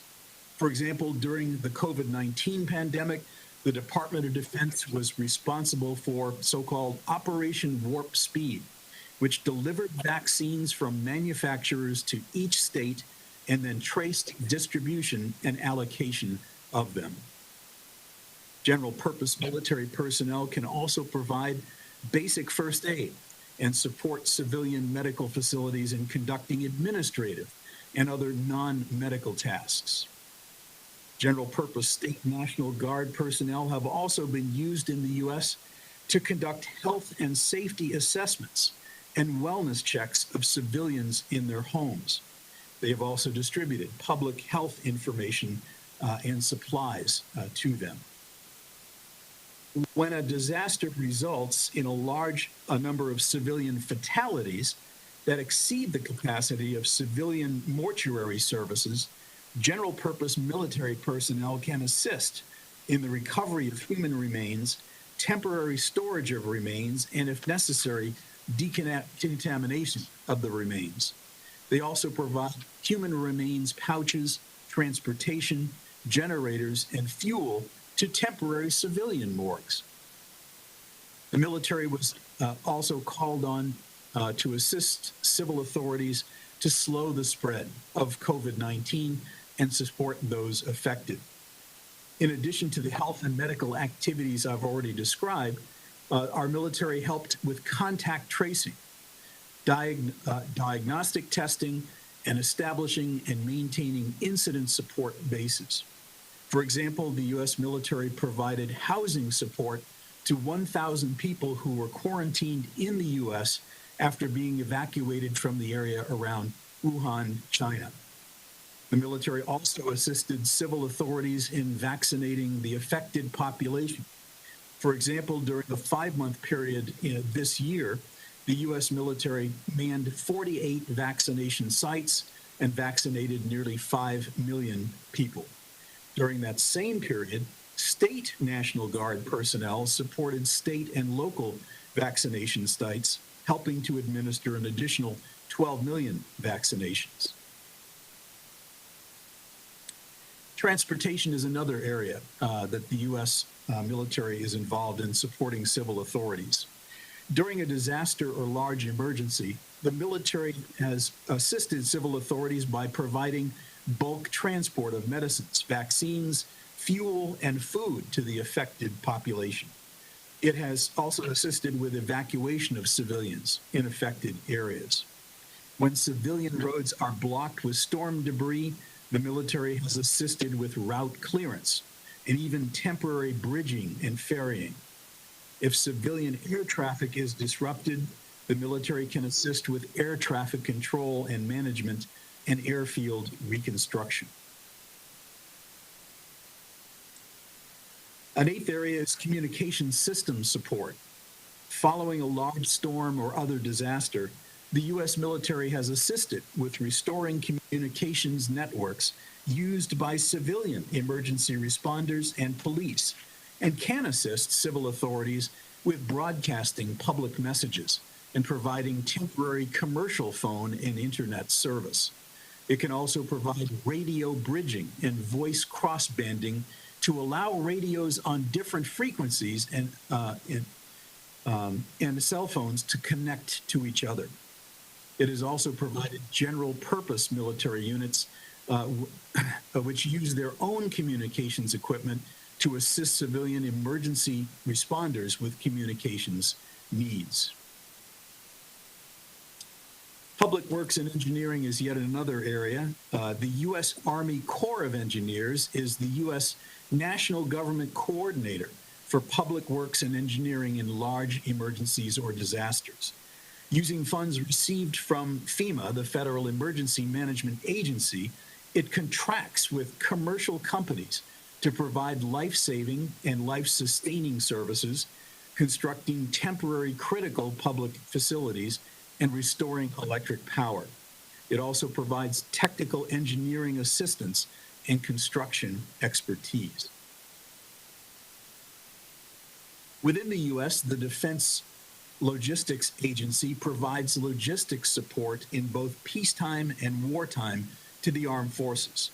During a large emergency or disaster, under an interagency agreement with the Federal Emergency Management Agency, DLA can provide on a reimbursable basis a wide range of supplies to mitigate a civilian emergency or disaster. These include meals, bottled water, health and comfort kits, tents and cots, generators and fuel, medical supplies and equipment, and construction material and equipment. In the event of a large loss of electric power or disruption of fuel supplies in civilian areas as the result of a disaster, the military can also assist civil authorities with damage assessment and technical support, spot power generation, transport of gasoline, diesel fuel, aircraft fuel, and propane gas. The Defense Department does this at the request of the Federal Emergency Management Agency and is reimbursed for that support. Another area of civil support is in imagery and geospatial information. A military's routine need for maps and other geospatial information, as well as imagery, often results in having information useful to civilian emergency management agencies within the U.S. Geospatial refers to data related to a particular location. The U.S. National Geospatial Intelligence Agency is a combat support agency of the Department of Defense. It provides imagery intelligence, and geospatial information to the armed services and other parts of the Defense Department, as well as to the U.S. intelligence community. During and following a large emergency or disaster, it often provides the Federal Emergency Management Agency, at its request and reimbursement, imagery and geospatial information.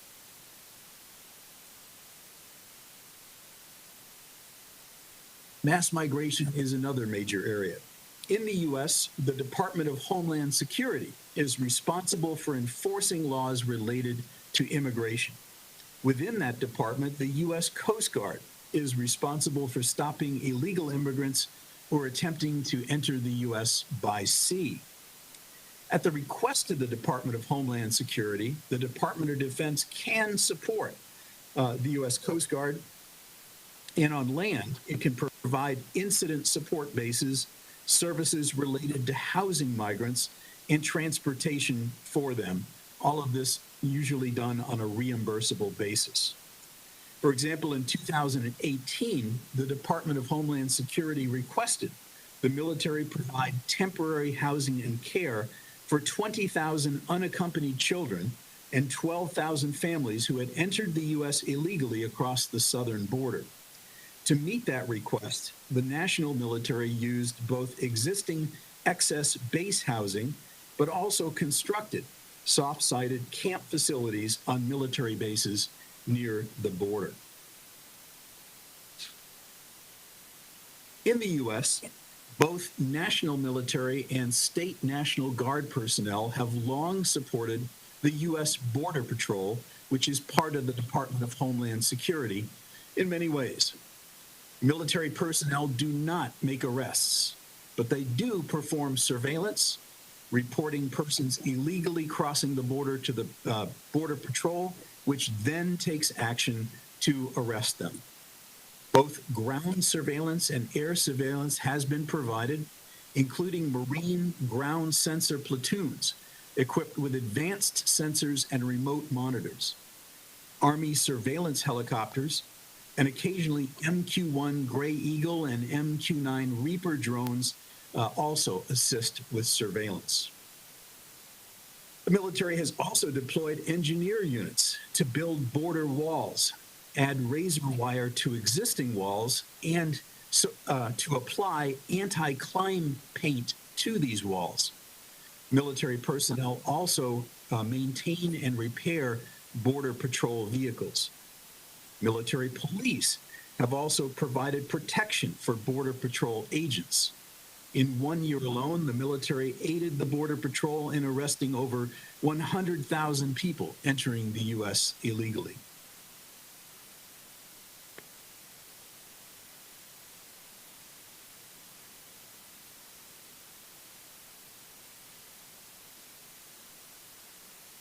Just looking for an extra slide that is on.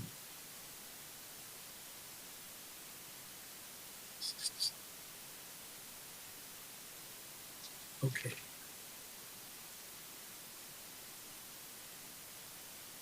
So the topic of military and law enforcement was raised earlier, and I just want to explain a little bit further on that. And I'm taking my slides out of turn here, so I apologize if you give me just a moment to find that.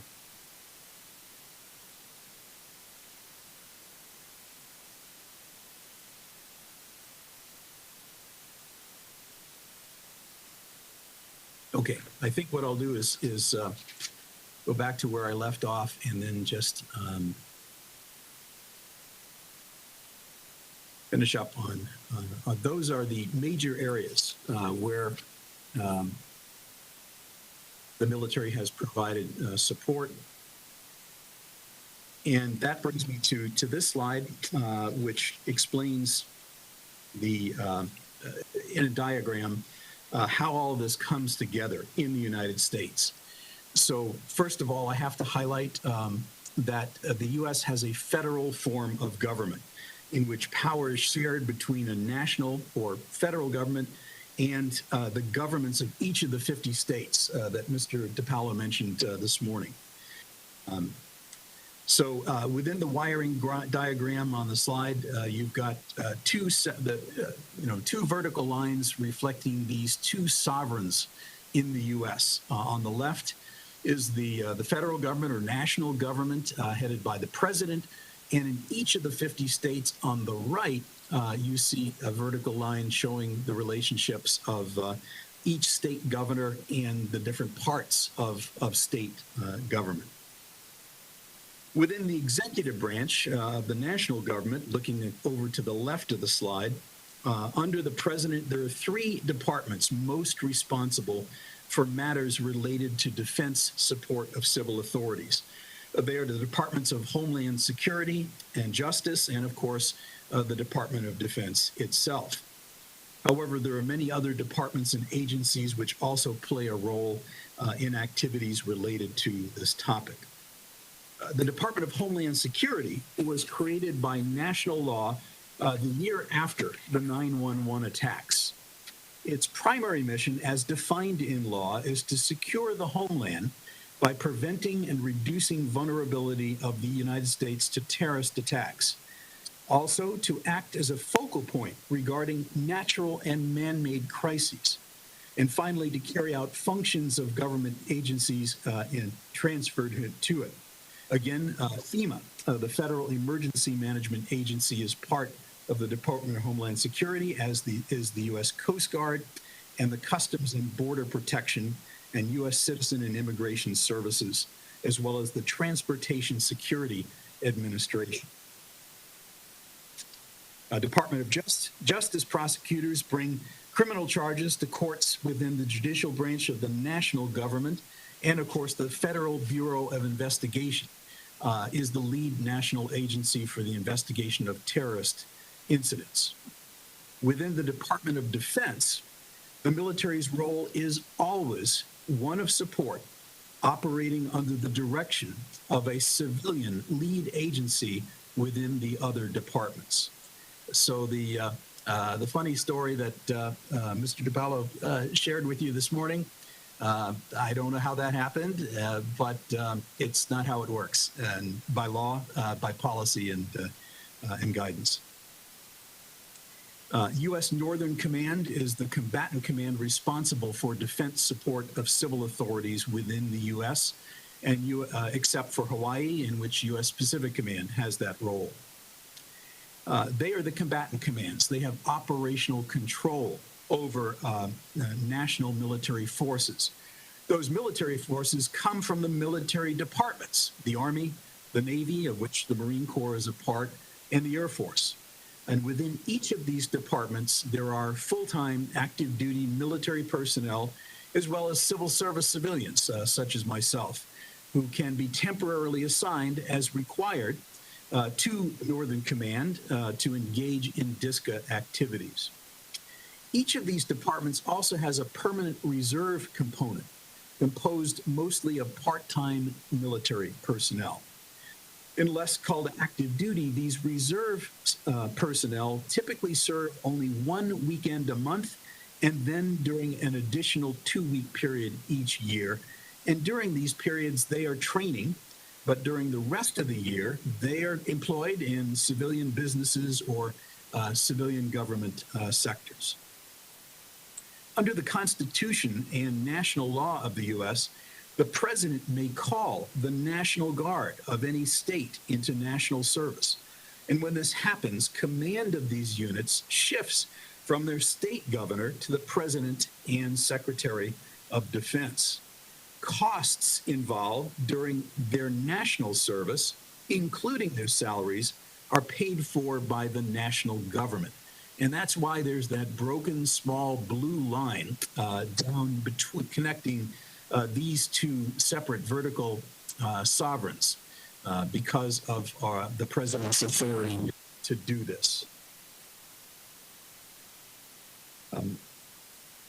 Under the Constitution, our states have the primary responsibility for public health, for law enforcement, and for emergency response services. Nonetheless, the Constitution was adopted in 1787, and although amended a couple of dozen times, is largely the same as it was in 1787. But over the next 200 years, transportation between states and industrialization resulted in many challenges that could not be effectively resolved at the state level. And so, as a result, over time, the national government has slowly assumed more responsibility in these areas. Today, the national government has developed significant capabilities that states can request when they are unable to manage a large, urgent crisis affecting them. In addition, the national government offers states large grants of money, funding grants in these areas, in return for which the states agree to comply with certain defined standards in conducting emergency management. The governments of all of the 50 states have also entered into Emergency Management Assistance Compacts, or EMACs, under which they can request and obtain both civilian and National Guard assistance from other states for any type of emergency, from earthquakes to major civil disturbances. The cost associated with such assistance is paid for by the requesting state. When state agencies and local authorities need additional support in managing emergencies or disasters, the governor of the state can call to active duty National Guard units within that state who are trained and equipped to assist them. Under the laws of some states, but not all, National Guard personnel also have law enforcement authority, and when directed by their governor, may serve this purpose. Unless called into national service, National Guard units are commanded by the governor of the state, typically through an adjutant general appointed by the governor, and it is organized into separate air and army components.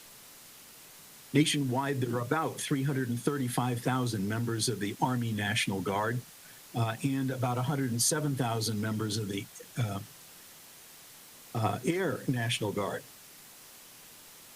The President or Secretary of Defense may also request a state governor to make available National Guard units to perform a national mission at Department of Defense expense while these units remain under the command of the governor. Often, not always, these missions involve sending a state's National Guard unit to assist in another state. The national missions that have occurred within the last 20 years include post-911 airport security, assistance following a major storm, security on the southwest border, and counter-drug support to civilian law enforcement. The governor of a state may also choose to send units of its National Guard, to assist another state at its request, usually on a reimbursable basis. And as with the reserve component, except when called to active duty by the governor or the president, National Guard personnel serve only 1 weekend a month and during an additional 2-week period each year. During these periods, they are training, but during the rest of the year, they're again employed in the civilian businesses or the government civilian sector. Training most often involves preparing for their national mission, and this training is funded by the national government and must meet standards established in national law. The national government also pays for nearly all National Guard weapons, equipment, and supplies, which are the same as those used in the national military. So how does DISCA get done? What are the policies and laws that govern defense support to civil authorities in the U.S.? How does the military respond at the request of civil authorities in emergency? Well, under a directive issued by the Secretary of Defense, and with some limited exceptions, all requests for national military assistance from the U.S. civilian, national, state, or local authorities must be submitted to the Office of the Secretary of Defense at the Pentagon for approval before assistance is provided. Requests must be in writing, and unless they involve a local pre-arranged reciprocal fire and emergency service agreement, must include a commitment to reimburse the Department of Defense the costs for the assistance requested. Reimbursement, however, may be waived if authorized by law and if approved by an official of the Office of the Secretary of Defense. The Secretary has delegated approval authority in most cases to various assistant secretaries and to and in certain limited instances, U.S. Northern Command.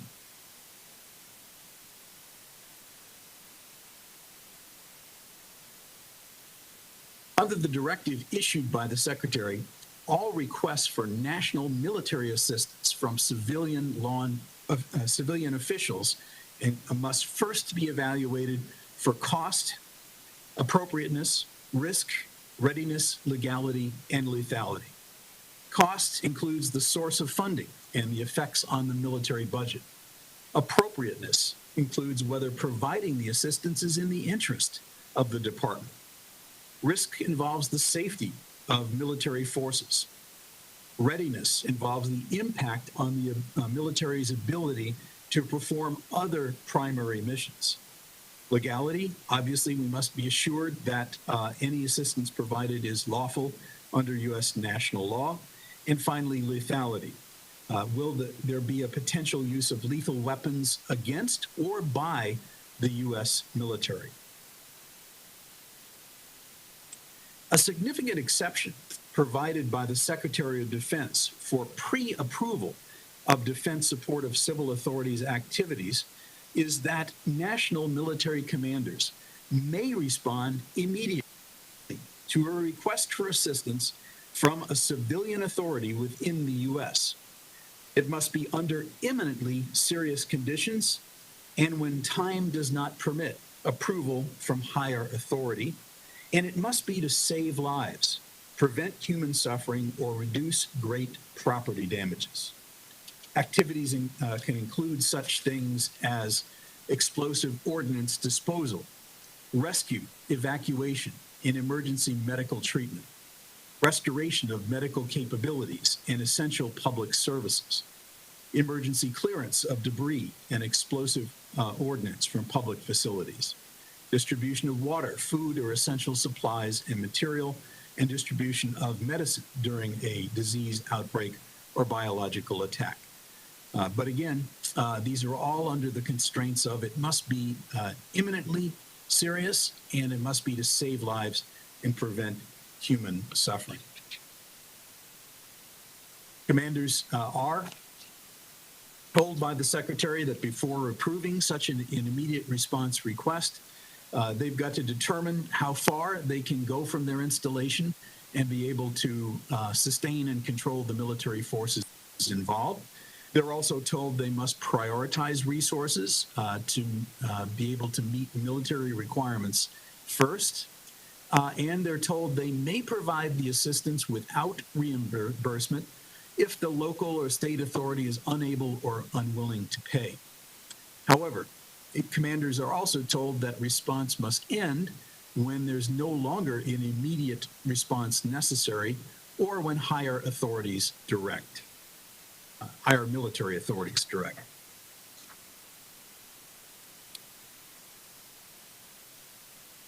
So under 3 executive orders issued by the President, national government departments and agencies are directed to plan for and adequately respond to all national security emergencies, and they're also assigned certain primary and support emergency preparedness responsibilities and functions.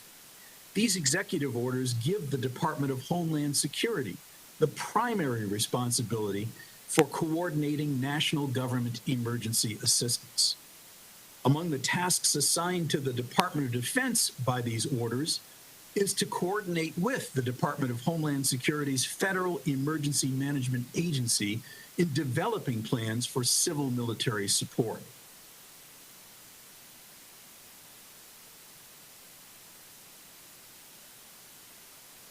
As required by the Homeland Security Act and a presidential directive, the Department of Homeland Security has developed and manages a national incident management system as a national government single comprehensive approach to domestic incident management.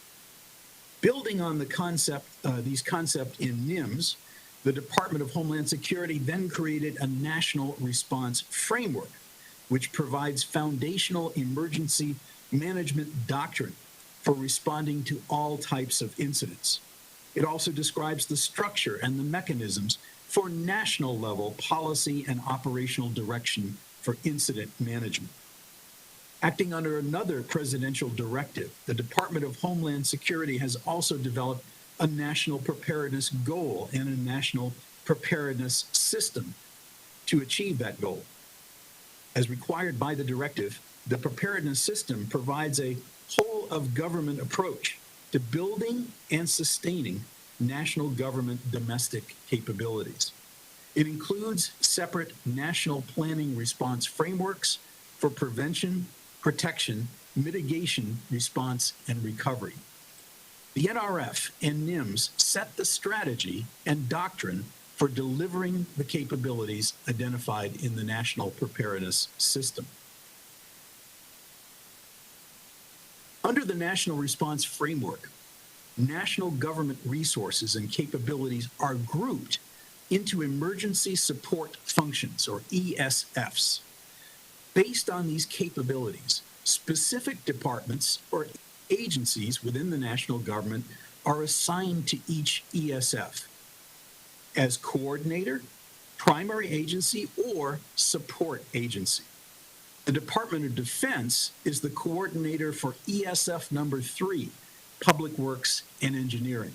It is also a support agency for many of the other ESFs.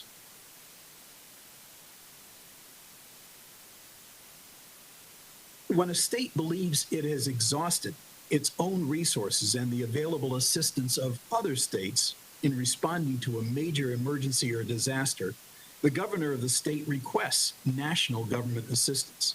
The president may or may not then declare a national emergency or disaster.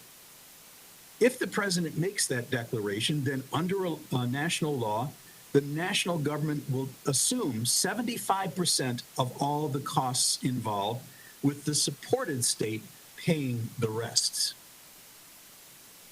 In either case, an emergency support function is then activated by the Secretary of Homeland Security or FEMA. FEMA then issues requests to other national government entities for support.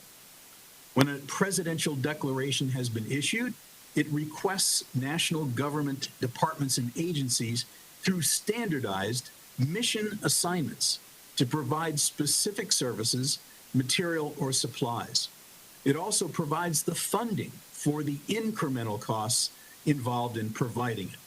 And I highlight incremental since I know some discussion has been had already this morning about funding and the importance of it. In this situation where there's a national emergency or disaster declared by the president, the Department of Defense only seeks reimbursement for incremental costs. That means we do not request reimbursement for salaries of military personnel or civil service personnel during the time that they're providing the assistance. But we do ask for reimbursement for fuel, hotel lodgings, whatever travel, whatever is necessary to get to the site of the disaster and sustain our personnel there. As discussed, mission assignment requesting Department of Defense support are first considered for approval by our Secretary of Defense or those to whom the Secretary has delegated authority to do so.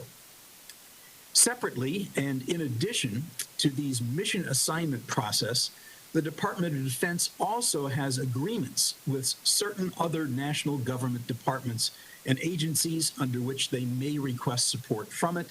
In most cases, the department is reimbursed for the actual cost of providing it. So, as already highlighted early this morning or this afternoon by Mr. Paulo, in the U.S., a national law known as the Posse Comitatus Act, first enacted in 1878 and later amended, makes the willful use of Army or Air Force personnel to execute national laws a crime, unless such use is authorized by the Constitution or other national law. The intent of this law is to limit direct military involvement in civilian law enforcement. In 2017, an additional national law was enacted, requiring the Secretary of Defense to, by regulation, prohibit any member of the National Army, Navy, Air Force, or Marine Corps from engaging in search, arrest, or similar activities unless authorized to do so. By written instruction, the Secretary of Defense prohibits the following forms of direct assistance to civilian law enforcement: conducting surveillance or pursuing a person, vehicle, or location, stopping a vehicle, vessel, or aircraft, operating a checkpoint or controlling traffic, conducting a search and seizure, stopping, frisking, interviewing, questioning, or interrogating potential witnesses or suspects, acting as an undercover agent or investigator, arresting a suspect, collecting and testing evidence, and using force except in self-defense, defense of another Department of Defense person, or in defense of any person when directly related to an assigned activity or mission. The picture on the slide shows soldiers from the 82nd Airborne Division providing security in New Orleans following Hurricane Katrina in 2005. Their role was limited to deterring crime and reporting criminal activities to civilian law enforcement authorities. Again, they were under all the constraints that I just outlined as mandated by the Secretary of Defense in his instruction.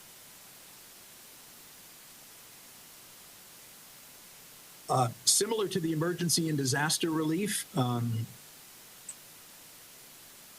the Secretary of Defense has delegated authority to national military commanders to temporarily engage in activities necessary to suppress large-scale, unexpected civil disturbances in the U.S.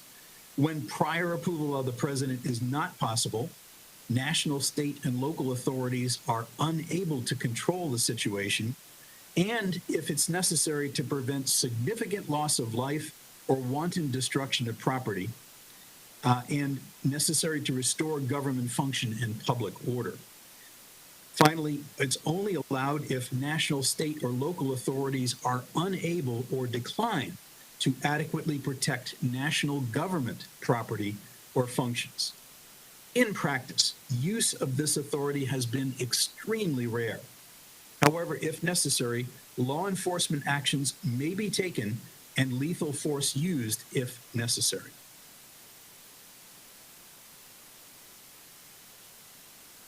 The U.S. Supreme Court has recognized the President's inherent constitutional authority to protect national government functions, property, and personnel. And again, historically, on a very rare occasions, the President has directed national military forces to do this. Presidents have interpreted national laws prohibiting direct military involvement in civilian law enforcement as not applying when they use the military for this very narrow purpose.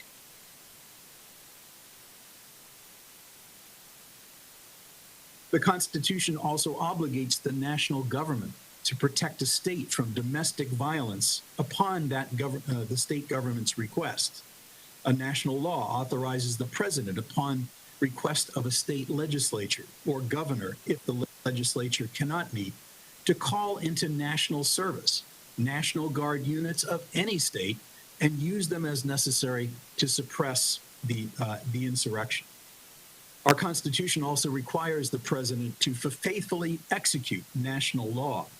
And we have a national law that authorizes the President to use national military forces whenever the President considers that unlawful obstructions, combinations, assemblies, or rebellion against the authority of the national government makes it impractical to enforce national law in a state through judicial proceedings or to suppress rebellion.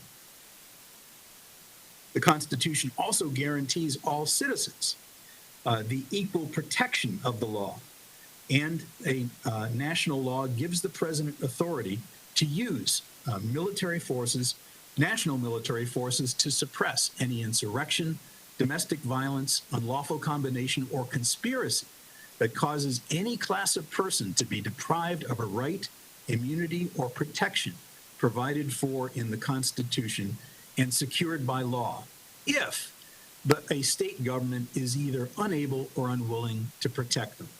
It also allows the President to do this when such groups impede the course of justice under international law. This authority, again, is very rarely used.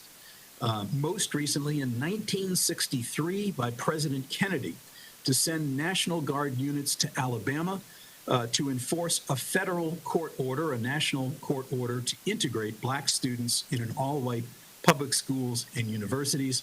A picture from that event is shown on the slide.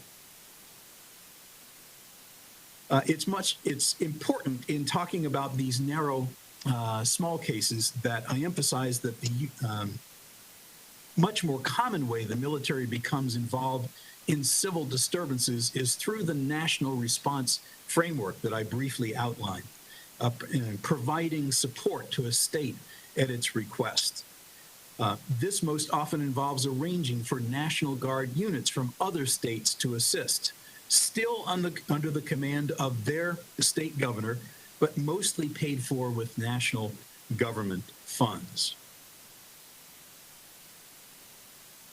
The use of force by the U.S. military forces during defense support to civil authorities' activities must comply with standards established by the U.S. Supreme Court decisions that interpret human rights in the Constitution relevant to the use of force by civilian law enforcement officials.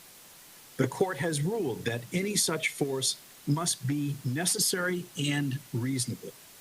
The Supreme Court has said, for example, that it is unreasonable for police to use deadly force against an apparently unarmed suspect who is running away from them, who poses no immediate physical threat to the officers and or others, and who is suspected of committing a crime not involving serious physical harm, such as burglary.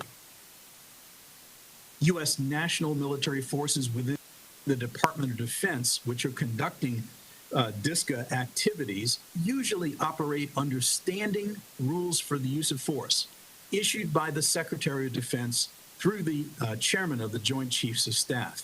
They must also comply with a Secretary of Defense directive on arming and the use of force. However, when national military forces in the Department of Defense are detailed to support other national government agencies, such as the Border Patrol, they then operate under a common rules for the use of force adopted by both the other agency and the Secretary of Defense. Nonetheless, in these circumstances, military forces involved always retain the right of self-defense as provided for in the Department of Defense standing rules for the use of force. Given the restrictions in national law on direct involvement in law enforcement, the standing rough and the directive mostly address the use of force only when acting in self-defense or defense of others. The use of deadly force against a person is authorized only when a service member reasonably believes a person poses an imminent threat of death or serious bodily harm to the member, other service members in the vicinity, or another person who, when defense of that person is reasonably related to the performance of their assigned duties.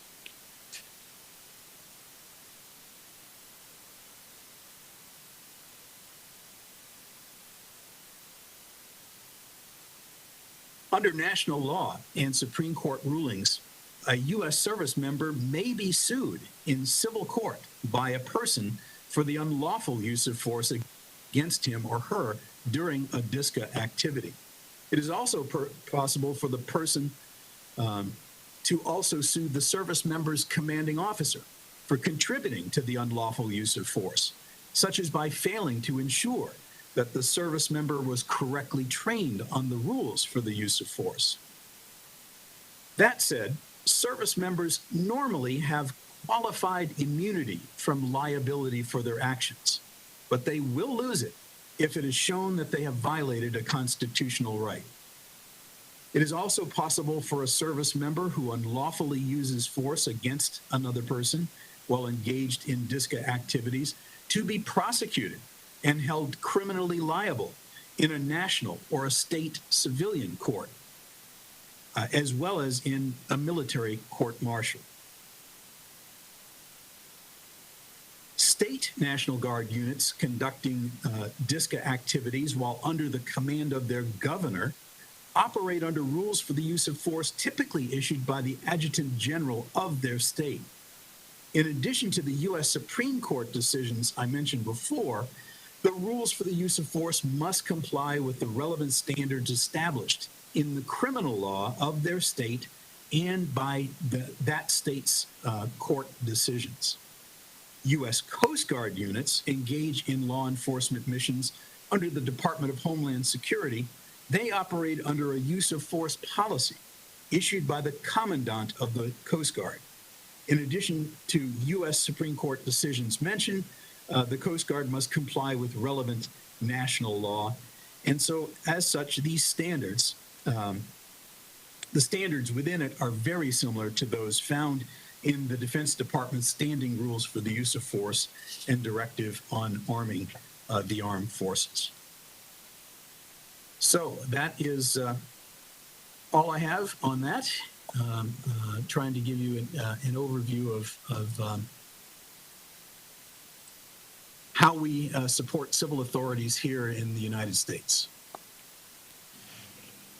Okay, thank you, Mr. Edwards, for these thorough presentations and very detailed presentation on the areas and activities where the military is taking a role within the U.S. governance system.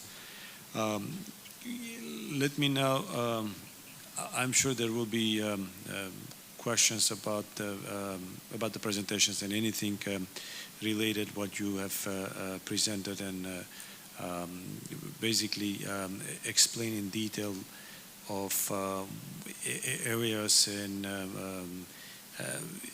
I mean, for myself, I see a very detailed and strict divide between the military role in the civilian law enforcement, and including all these areas. But I'll keep my question for later on. Let me now turn to the audience and see if anybody has a question first, and then we'll continue.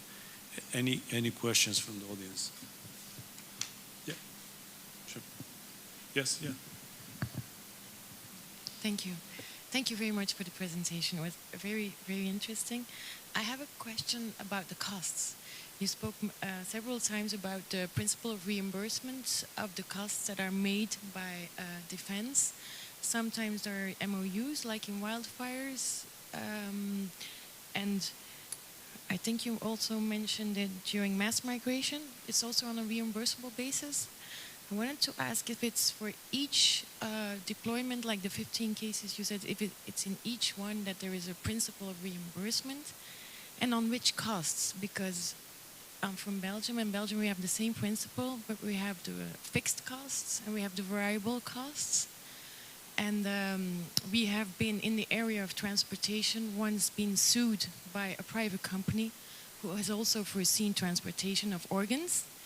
The hospital asked for an helicopter of our army. We used that, and we were sued by the private company, and we were even fined by the judge because we did it on a variable cost, which was actually conflicting with the principle of free concurrence. How do you say this? The principle that we were not respecting the rules actually of a free economic, the rules of a free economy actually. So I don't know if you have this distinction between variable cost and fixed cost where you, well, you know, thank you. Thank you. Thank you for those questions. As you could see, our legislature, our Congress, their ultimate power, their exclusive power in the national government is the power of the purse, the power to authorize and appropriate funds each year. And so in the U.S., they want to make sure that the Department of Defense it does not have money to do just anything it wants.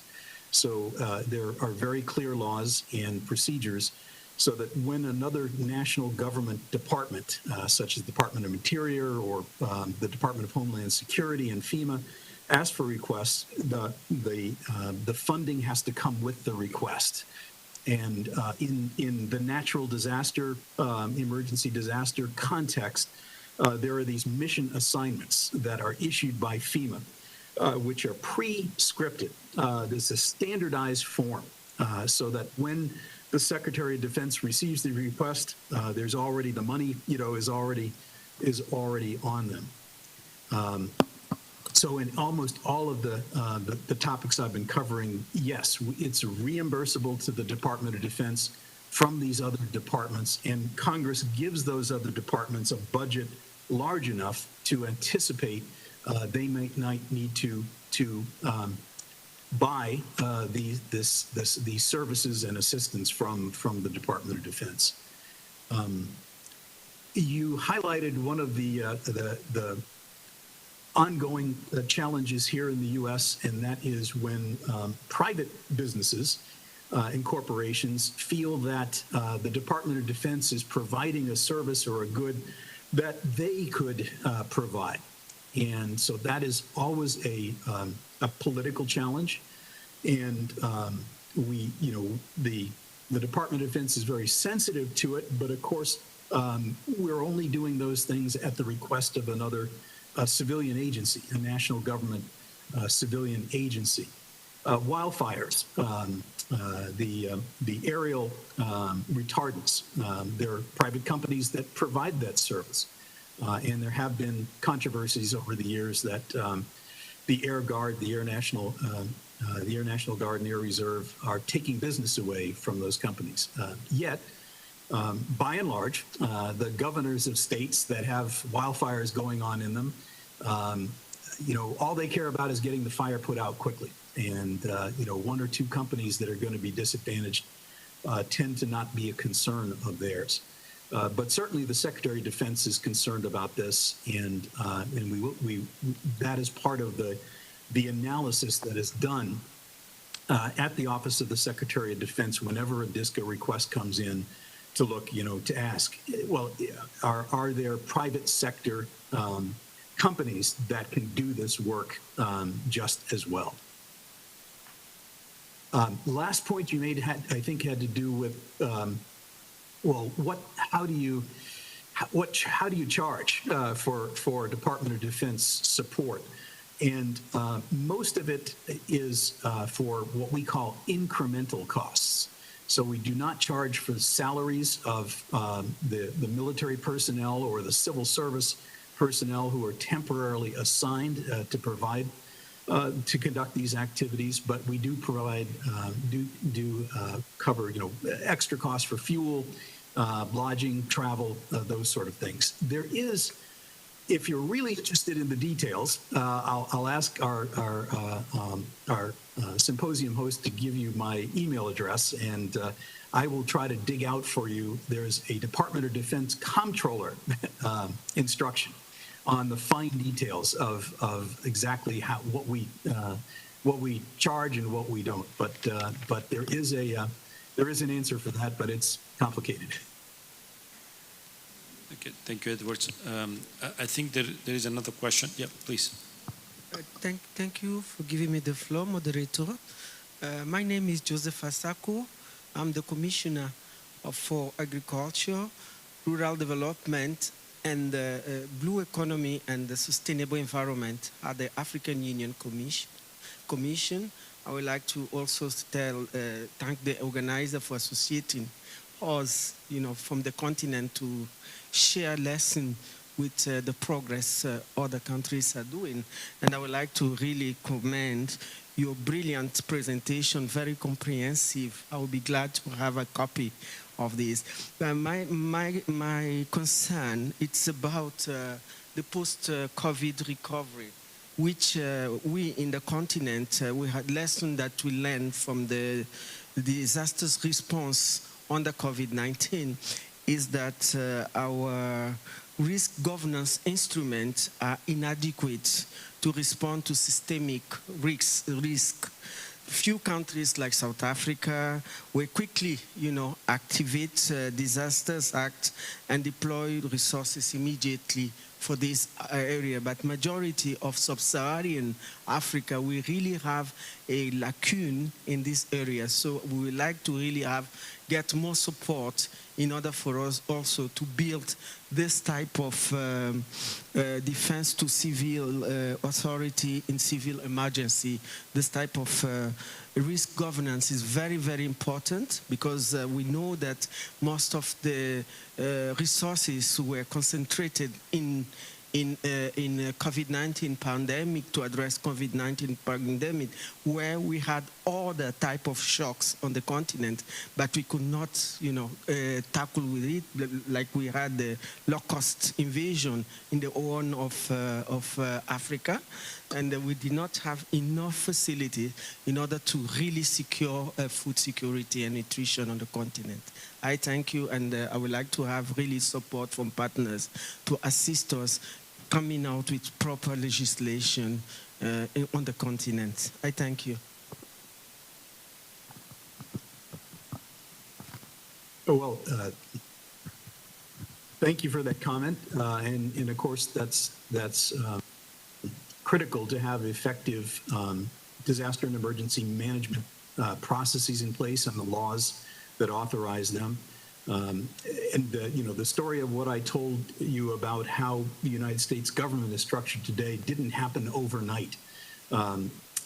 Really, 911 was our pandemic. It really caused the U.S. to look hard at the systems that we were developing for incident management and such, and really refine them. So I imagine pandemic will be your moment to look hard at your laws and structures. And thank you very much, sir, for your comprehensive and really very interesting presentation. My name is Franz Josef Schneiders. I am currently the head of or the chairman of the NATO transport group, inland surface transport. And my question is, when you have, let's say, large-scale operations, and you need on short notice, short access or immediate access to capacities like transportation issues, do you have pre-contracts with the transportation industry, or how do you organize to really be sure that you have the capacities you need in that moment? Thank you. Yeah, so in the U.S., the Federal Emergency Management Agency has permanent offices on a regional basis and a national basis. They typically come, in the case of a major disaster, to a state emergency management agency operating center, and FEMA will gather up requests from the state for national assistance. They then coordinate with the military for those areas that we have been pre-assigned through those emergency support functions that I mentioned. Yes, and underneath all that is tracks in place with private industry for transportation, for provision of clean, bottled water, food, temporary tarps to put over roofs that have been pulled off, and so there are existing contracts to do all that. The Army Corps of Engineers and the Department of Defense will have standard contracts all set up and ready to go in many cases as well. Okay, there are some other questions right in the back. Yeah. My name is George Hadrick. I'm the Civil Emergency Planning Committee representative from DHS and FEMA. And I used to be the Defense Coordinating Officer when under NORTHCOM. I think the Defense Coordinating Officer is a key element that helps the military and civilian coordination work a little bit better, understanding. And that Defense Coordinating Officer also assumes that responsibility to make sure that the appropriateness of mission assignments is going well. Also, the pre-scripted mission assignments lays out the exact cost, how much manpower may be, and it also takes away from the jargon. Some agencies use this, some agencies use that. Having the pre-scripted mission assignments makes it a lot easier for everyone. Yes, sir. Thank you very much for adding that important detail. Sir, thank you very much for adding that important detail. So yes, there are these military coordinators permanently assigned to the FEMA regions in the United States to be an immediate liaison with the military, and have received special training and education to understand the FEMA system and NIMS and the NRF and make all of that work, and then coordinate with military that are being deployed. So they are a critical link in the connection between FEMA and the military. All right. Thank you. Okay, any other questions? No. All right, let me ask my panelists if they, in case if they have any questions about the presenter. Okay. Well, then I have a last question, and then we are done for today. It seems after your presentation that the U.S. military is playing a great and important role in disaster management, and I see this as a good case to consider about other countries on how this can be done effectively in a very detailed planning, and even the reimbursement issue is an interesting aspect for us to consider, given the fact that you're very restricted and strict on the budget issues, and as you said, that the Congress has the final word, and in our case, it will be the Parliament who has the final word. But again, in terms of the, if I may say, agency cooperation, it reflects a different system or understanding of how you cooperate between the interagency cooperation and how well that is structured. So the question is, because now we are again facing this large-scale disasters, do you forecast that the role of the military will be even stronger and heavier in the future? Yes, sir. I think it's. I think it's going to be. I think our military is broadly involved in defense support, and I don't see that changing. And there's always a concern. I shared several remarks from people earlier this morning. Civilians are citizens. I like to see military people walking, particularly military people with weapons. But so that's unusual. People weren't armed during the assistance provided during the pandemic, but of course, civil disturbance, it's a different thing. They're equipped for riot gear, not combat. But so I don't sense we had an 2021 has been, and 2020 were extraordinary years here in the U.S. for a number of reasons, not least of which is COVID. But I see no call for a change in the military's approach to defense support to civil authorities, either to make it larger or to make it smaller. Okay. All right. Thank you very much. And I think we exhausted our questions. Thank you again very much for your presentation. And now I think I can let you go. So we have one more thing to do before we finish the session.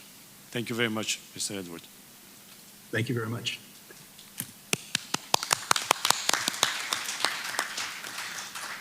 Okay. So before I close the session, there is one administrative announcement that Mr. Di Paolo has to make, and then we end the session here. Yep.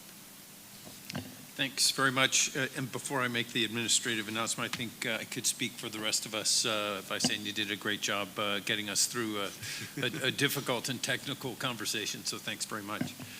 The announcement is, as you know, our excellent exercise host, North Macedonia, is also hosting dinner tonight, an official dinner for the VIPs in the room. This is to let you know that the transportation will be leaving the hotel at 7:15 p.m., 19:15, which is a little bit different than was presented to you in your folder. So 7:15, the transport leaves. Thank you, sir. Okay. Thank you. So thank you all for your participation and your patience. Thank you for my panelists for great work, and enjoy your evening. Thank you.